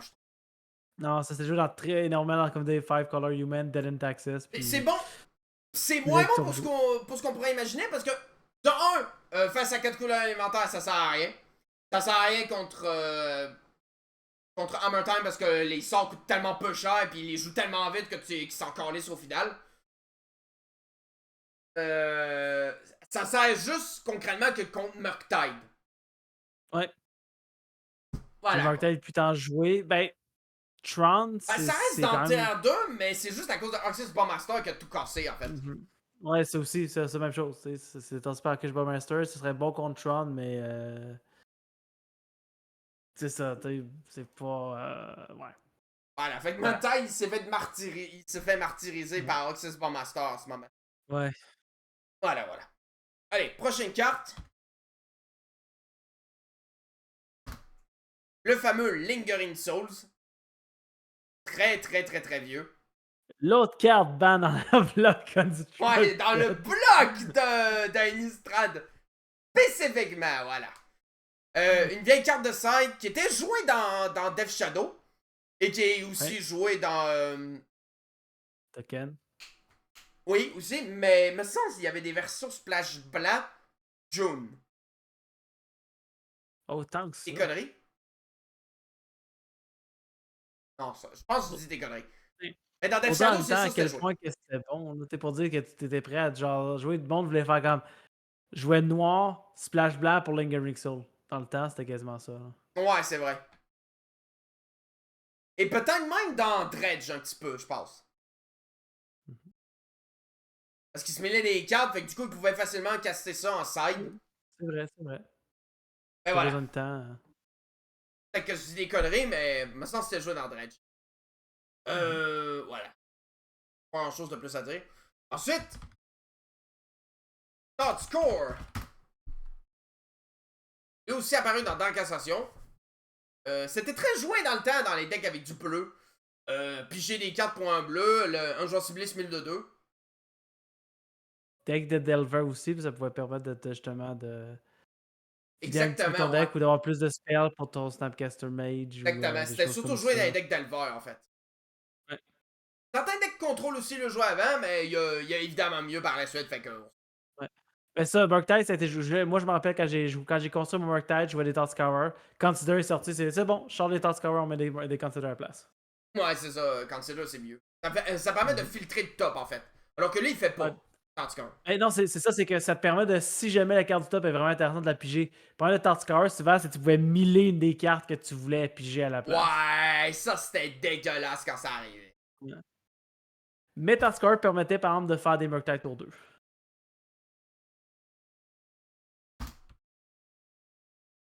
Et je ne déconne pas. Geralf. Ah, là voilà, Messenger. Et non, c'est Messenger. Une 3-2 qui arrive engagée et l'adversaire perd 2 points de vie. Et Undying. Et ça coûte 3 noirs. Il y avait certains decks zombies qui le jouaient, je le mentionne parce que j'ai déjà vu une couple de fois de jouer dans Mono Noir Dévotion. C'était un petit peu joué dans Yawgmoth aussi. Ouais, c'est ça. Ouais, mais pas tant que ça. Parce qu'il y a déjà ces deux looks. De toute façon, il peut aller chercher avec des tutors. Fait. T'en perds en chose. Non, ça. Voilà. Par contre, une carte beaucoup plus importante. Le Grave-Crawler. Ça, c'était pas joué que dans les decks zombies. Non. Je pense surtout en 2018. 2019, pardon. Ah, bref. Voilà. Une carte qui était juste facile à jouer. Ben voilà. Et qui était... Non, c'était pas joué dans Dredge. Il y avait certains decks d'elfes qui le jouaient. Mais Vengevine, exemple, le jouait parce que si t'avais au moins un Oui. zombie en jeu, tu pouvais Ouais. l'arrester. Fait que hop, trigger le Vengevine. Ouais, c'est ça, le vieux deck Vengevine qui a tout simplement disparu. Depuis le ban de le Bridge from Below. Voilà. Ouais. Et mérité Tant qu'on d'ailleurs. parle. Ban totalement mérité. Non, c'est sûr. C'est surtout que c'est une carte avec une mécanique vraiment bizarre, comme on l'avait dit dans Ouais, la c'est vidéo ça. précédente. Mais par contre, on va parler d'une carte directement bannie de cette édition-là. Et oui, c'est apparu dans Dark Ascension et non pas dans Innistrad. Fate Looting. Le fameux rituel pour un rouge. Tu piges 2 et tu te défausses 2. Et flashback pour 3 dons, un rouge. C'est juste trop fort dans les decks cimetières en fait. Je sais pas si à cette heure ça voudrait la peine. Ben, ça raiderait un peu Murktide. Je sais pas si Scam Non. jouerait ça. Ah! Ça utilise Non, c'est des parce que Phoenix. la raison pourquoi c'est ban, c'est que c'était juste. C'est parce que les decks de cimetière ils dominaient trop la méta à ce moment-là.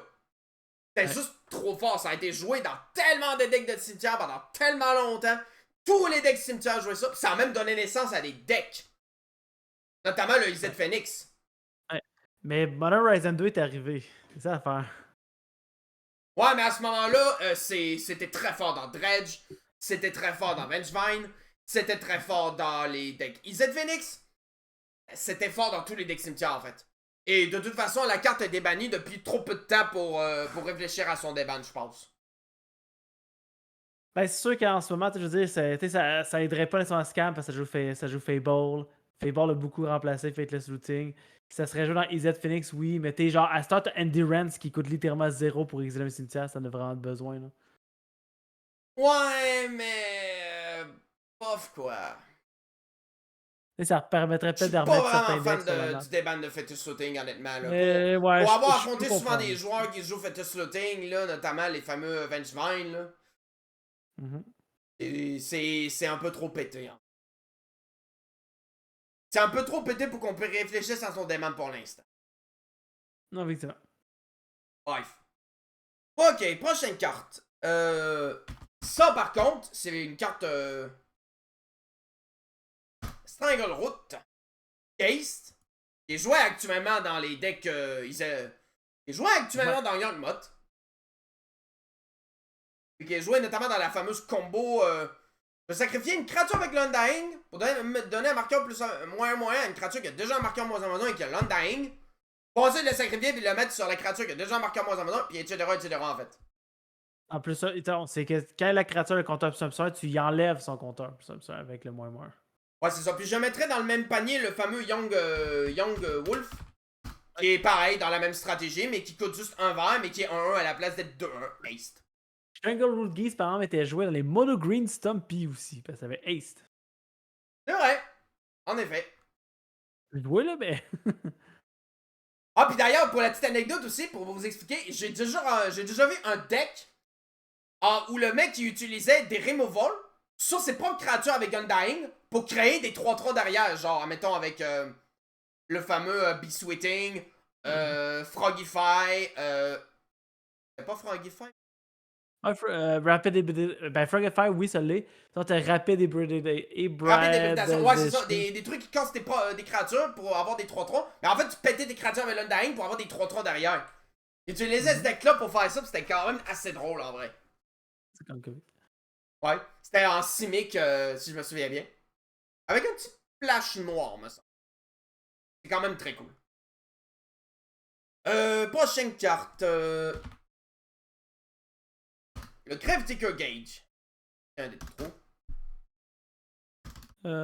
J'en veux tellement quand un de mes amis il passait de Montréal à Val d'Or, la ville où j'habite, pour faire juste dire ah ouais, je m'en viens jouer. Je fais, il me semble qu'il joue Dredge, lui. Je vais slider dans un Gravedigger's Cage. Juste game 2, faire tour 1, ouais, Len, Gravedigger's Cage. Ok, c'est bon, je pense. Je peux pas faire grand chose de plus. Scoop la game! Ça, c'était une bonne vieille carte de side bien méchant contre les decks de cimetière. Mais c'est pas con. C'est pas. C'est bon à l'heure actuelle contre Yangmot. C'est quand même assez bon contre Yangmot. Un des problèmes, c'est que les cartes avec cascade, un, t'exiles le spell, fait que tu le casses pas non plus. Ouais, ça c'est marche dommage par contre. Puis, Creativity exile les créatures avant de les mettre sur le battlefield, donc ils ne rentrent pas du library, ils rentrent. Ouais. Ben, c'est surtout une carte qui est bonne contre Youngmon parce que le gars il peut pas faire sa combo infini avec Youngmon plus de créatures Undying. Il peut pas aller chercher avec son tutor, le fameux tutor. Ni avec les Fetchland. Non, excuse, non, il peut pas jouer des. Non, les Fetchland sont corrects. Ah, les Fetchland sont corrects. Ah non, ça empêche pas d'aller chercher, excuse, je suis en train de dire des conneries. Ça empêche pas la recherche dans la bibliothèque, c'est en train de dire des conneries. Oui, parce que si tu joues Eldritch Evolution ou Card of Calling, ça va directement du library sur Battlefield, donc oui, ça compte. Oui, t'as raison, en effet. Ah, c'est vrai, oui, t'as totalement raison, c'est vrai. Fait que c'est une bonne carte de 5 contre Young Mod qui est quand même un deck qui est dans Meta en ce moment, là. Ouais, c'est ça le problème, c'est que si Cascade aurait le bon wording, puis que Créativité aurait le bon wording, Gravedigger's Cage aurait été la meilleure carte de side en ce moment. Parce que ça aurait coupé tellement de decks. Ah, mais techniquement, si Scam est le meilleur deck, Gravedigger's Cage, c'est bon contre. Ouais, mais ça, c'est si le gars il commence pas pis qu'il te fait pas Grave tour 1. Ah, mais Gravedigger's Cage en game, mettons, on the play, tu fais Len, Gravedigger's Cage, le gars, vas-y, essaie de scam, tu vas falloir que tu les joues ton cimetière. Tu pourras pas feint death, tu pourras pas. Ah, tu peux faire fin death, il va juste pas revenir. Exact. Et bref. Donc en vrai, en ce moment, c'est une bonne carte de side contre certains decks, en vrai. Ça peut faire l'affaire. Ok, prochaine carte. C'était quoi la prochaine carte? Ben, c'est tout, en fait. Voilà. Ouais. Bon, bilan de Dark Ascension. T'as Young Triangle Root Geese qui sont joués dans Yugmoth, fait que c'est au minimum correct. Ben, ça reste quand même des. Ben, c'est pas top tier, fait que.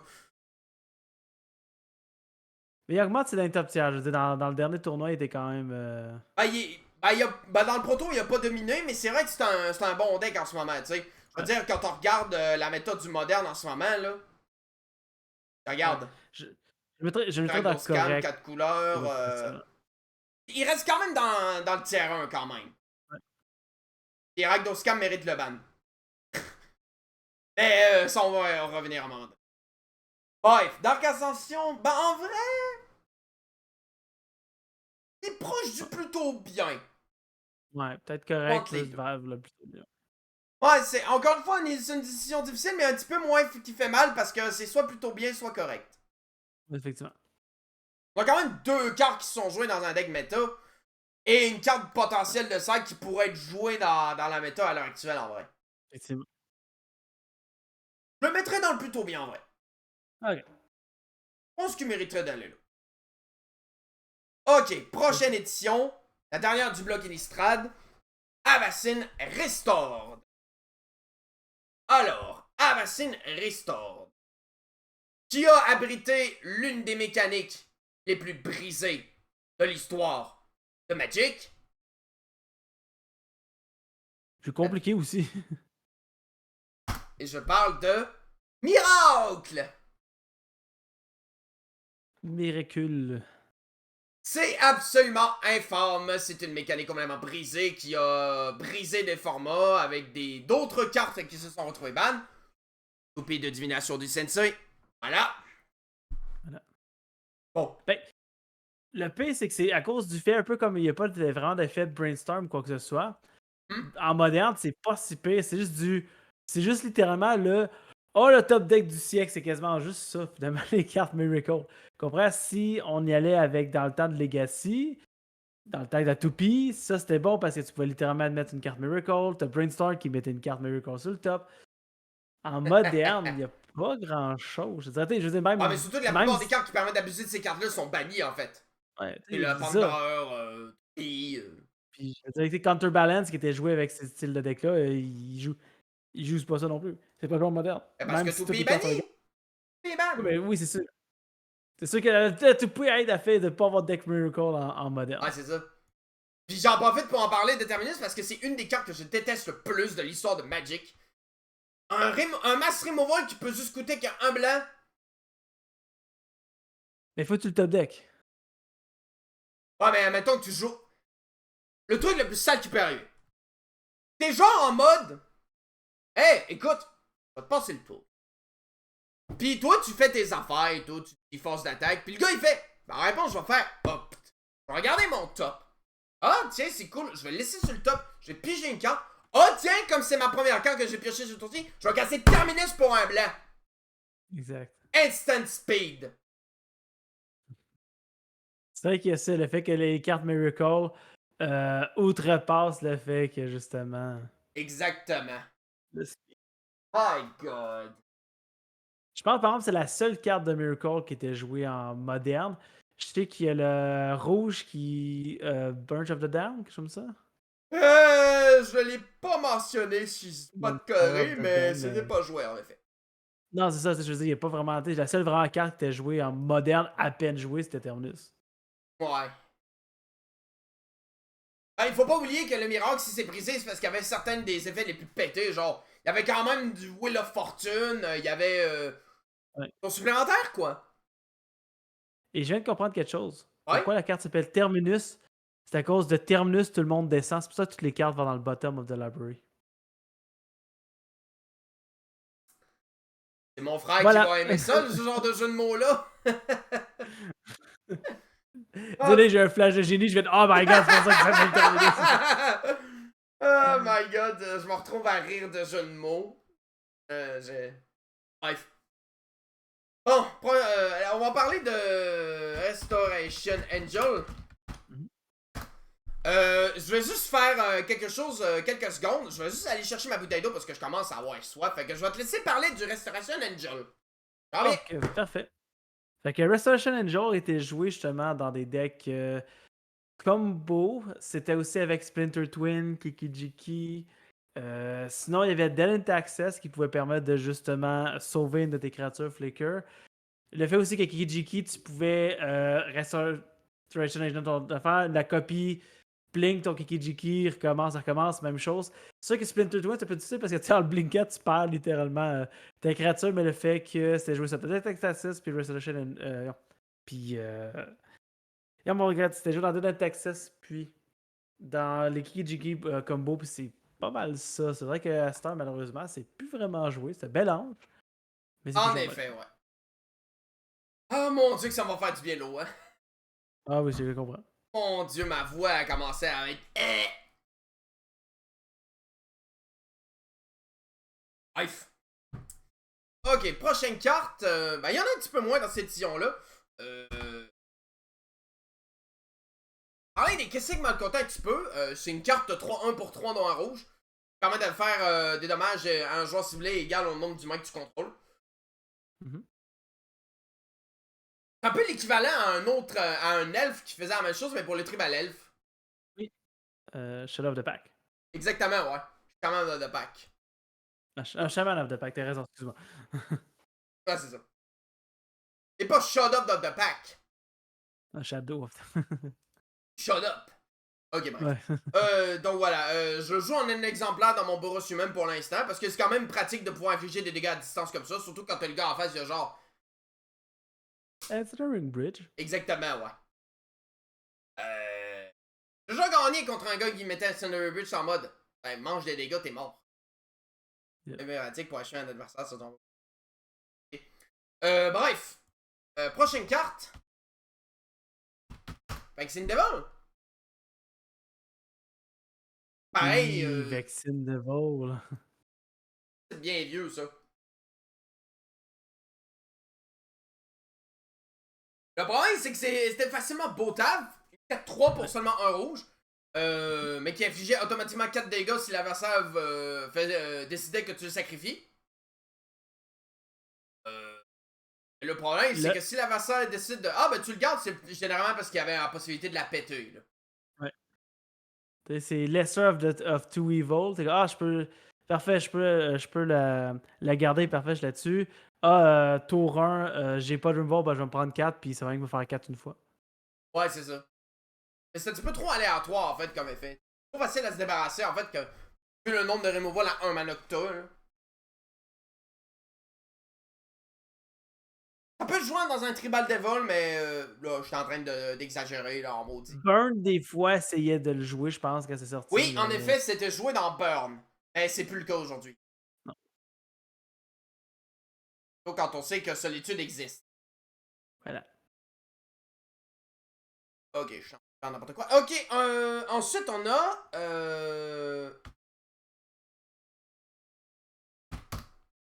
On a le classique Cavern of Souls.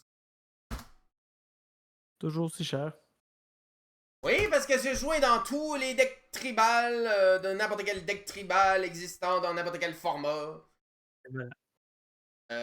Pas en Pioneer, par contre. Mais voilà, c'est cher maudit. Ça va un petit peu moins cher qu'avant parce que c'est moins joué en moderne. Notamment à cause du fait qu'il y a juste le Merfolk qui est joué dans la méta. Et encore, c'est juste tier 2, là. Effectivement. Ça, puis il n'y a pas vraiment de deck contrôle non plus. Fait que même les cartes de counter créature sont comme pas tant jouées que ça. Souvent Force of Negation qui va être joué. Il en joue quelques-uns des counter spells, mais voilà, c'est pas vraiment les cartes principales des decks contrôle Azorius. C'est ça, c'était pas dans le temps où Azorius Control était plus présent, puis tu arrivais tour 1, Cavern of Souls, tu nommais, puis le monde, là, le gars, il y a trop Monolith dans ses mains, puis il est comme, bon, ben, je pense que ça va être compliqué, cette game-là. Bye bye! Bref.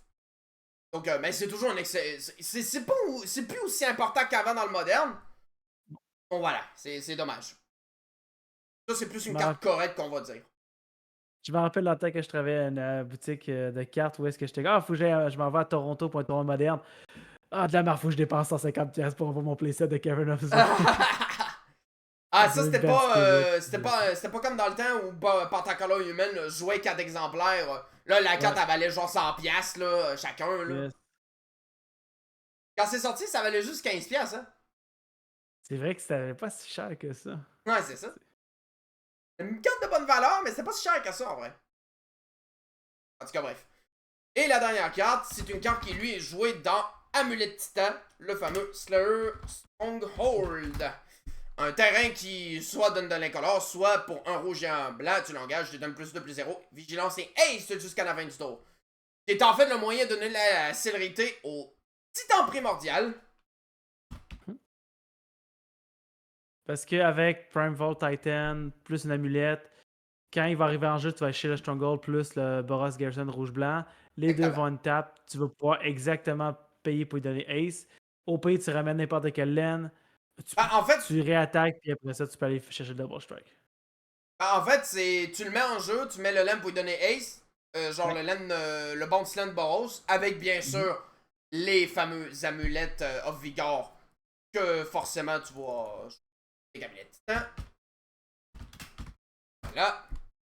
Tu tapé tes Bounce Land. Tu t'en vas chercher le Slayer Stronghold plus le Bounce Land Zamboros pour activer les capacités. Puis après ça, tu t'en vas chercher 2 landes supplémentaires pour tout simplement donner double strike et one-shot l'adversaire avec. C'est faisable tour 2 en plus.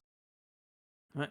J'ai été chanceux, j'ai gagné mon Omnat parce que mon adversaire a dit je t'attaque avec mon Prime Vault Titan. C'est ça, ok, je fais ok, ça fait combien? Il dit je t'attaque de 20. Bon, ben, je vais faire un Construct, je vais bloquer, je vais tomber à 1 point de vie. Et j'ai top decké Snare Ring Bridge. Donc, toutes ces créatures ne pouvaient plus attaquer. Donc, j'étais safe et j'ai gagné à cause de ça. Yeah! Ça, c'est tellement laid, mais c'est tellement bien fait pour sa gueule. Mais le pire, c'est qu'il y avait encore plus une 1-1 à côté, fait qu'il m'aurait attaqué avec la 1 en plus, puis j'aurais gagné. J'aurais perdu, je veux dire, puis il y aurait eu le Omnat. Aïe aïe, ça fait tellement plaisir de survivre pis de tuer l'adversaire derrière en mode. Moi, j'étais comme, qu'est-ce qui fait que je peux gagner? Et ça l'aide, Ensnaring Bridge. Ça, c'est tellement excellent, je trouve. En tout cas, bref. Ben, Avacyn Restore, lui, envoyé à la mettre. Ben, je le mettrais plus dans les plutôt bien. Ouais, Strange Strangle, Cavern of Souls, c'est vrai, effectivement. Ouais, Cavern of Souls, c'est bien. Oui. Mais c'est surtout Slayer Stronghold qui fait la différence, tu sais. Parce Oui, qu'on parle ça, d'Amulet c'est Titan qui est toujours joué, qui est vraiment tier 1, là, tu sais. Et voilà. Qui a quand même réussi à se hisser dans. Qui a quand même réussi à se hisser dans le top 20, dans le top 8, là. Ouais. C'est quand même un terrain important, là. Tout à fait. Bref. Bon, veux-tu qu'on parle d'une dernière édition? Il est rendu 9h40. On fait une dernière édition, puis après ça, on va. Ben, on va parler rapidement de Core 7 2013. Encore une fois, basé sur des rééditions, mais ça va être beaucoup plus court. Ben, déjà, on va parler des rééditions. On a Arbor Elf, qui est apparu dans World Rake à la base. Elvish Chercher Druid, encore. Et des Checklands, encore. Et du reste aussi, c'est une réédition, si je dis pas de conneries. Je vais checker pareil, juste pour être sûr. Ouais, je suis pas sûr non plus. Ben, peut-être c'était la première fois qu'elle tombait moderne? Non, c'est pas la première fois, c'était dans Core 7 2010, la première fois. Ah, fait que, ouais. différent. T'en avais peut-être pas parlé en ce moment-là, mais c'est une carte de side qui est jouée dans. C'est pas joué en moderne, c'est l'affaire. C'est juste Ouais, joué c'est en ça, c'est standard. juste joué dans les cartes de side, mais dans d'autres formats en fait. C'est le Tartsies at Home. Ouais, c'est ça. Le Tartsit at Home. Donc, dans les Trimal Merfolk, Yep. on a le fameux Master of the Pearl Trident. De 2 pour 2 bleus qui dit que les autres Merfolk ont +1/+1 et la traversée des îles. Qui est littéralement exactement pareil comme un autre Merfolk qui faisait la même chose. Ouais. Mais dans le temps, quoi. Fait que là, finalement, elle peut avoir 4 copies de la même carte, t'as 8 copies de la même carte, juste qu'ils ont 2 noms différents. Moi, c'est ça. Fait que c'est juste parfait pour les Trimal Merfolk. Et voilà. Ensuite, prochaine carte. Pas déjà. Ah oui, Rancor. Oui. Et la première fois qu'il est apparu. C'est pas la première fois qu'il est apparu, mais. C'est la première fois qu'il apparaît en moderne. À la base, il est apparu dans. Urza's Legacy. Ah, peut-être, ouais. Voilà. Donc, qui est joué dans les decks Boggle. Voilà. Plus de plus 0 triple, mais surtout que l'enchaînement va dans ta main quand la créature meurt. Ouais. C'est quand même bien pratique d'avoir un aura qui revient dans ta main qui sont récursifs et qui est évidemment, dans tous les cas, est joué. Plus capacité d'évasion. C'est niaiseux de même, mais c'est juste parfait en fait. Ça, c'est le parfait couteau suisse. Exactement. Oh. Le couteau suisse qui ne s'abîme jamais. Ouais. Ensuite, on a une carte qui n'est plus jouée aujourd'hui. Le Rancor aussi n'est plus vraiment joué. Je te dis, t'es joué dans Mono Green Devotion puis Boggle aussi. Ok. Ensuite, on va en parler d'une autre carte qui n'est plus jouée aujourd'hui, qui était un petit peu jouée en side dans les decks June.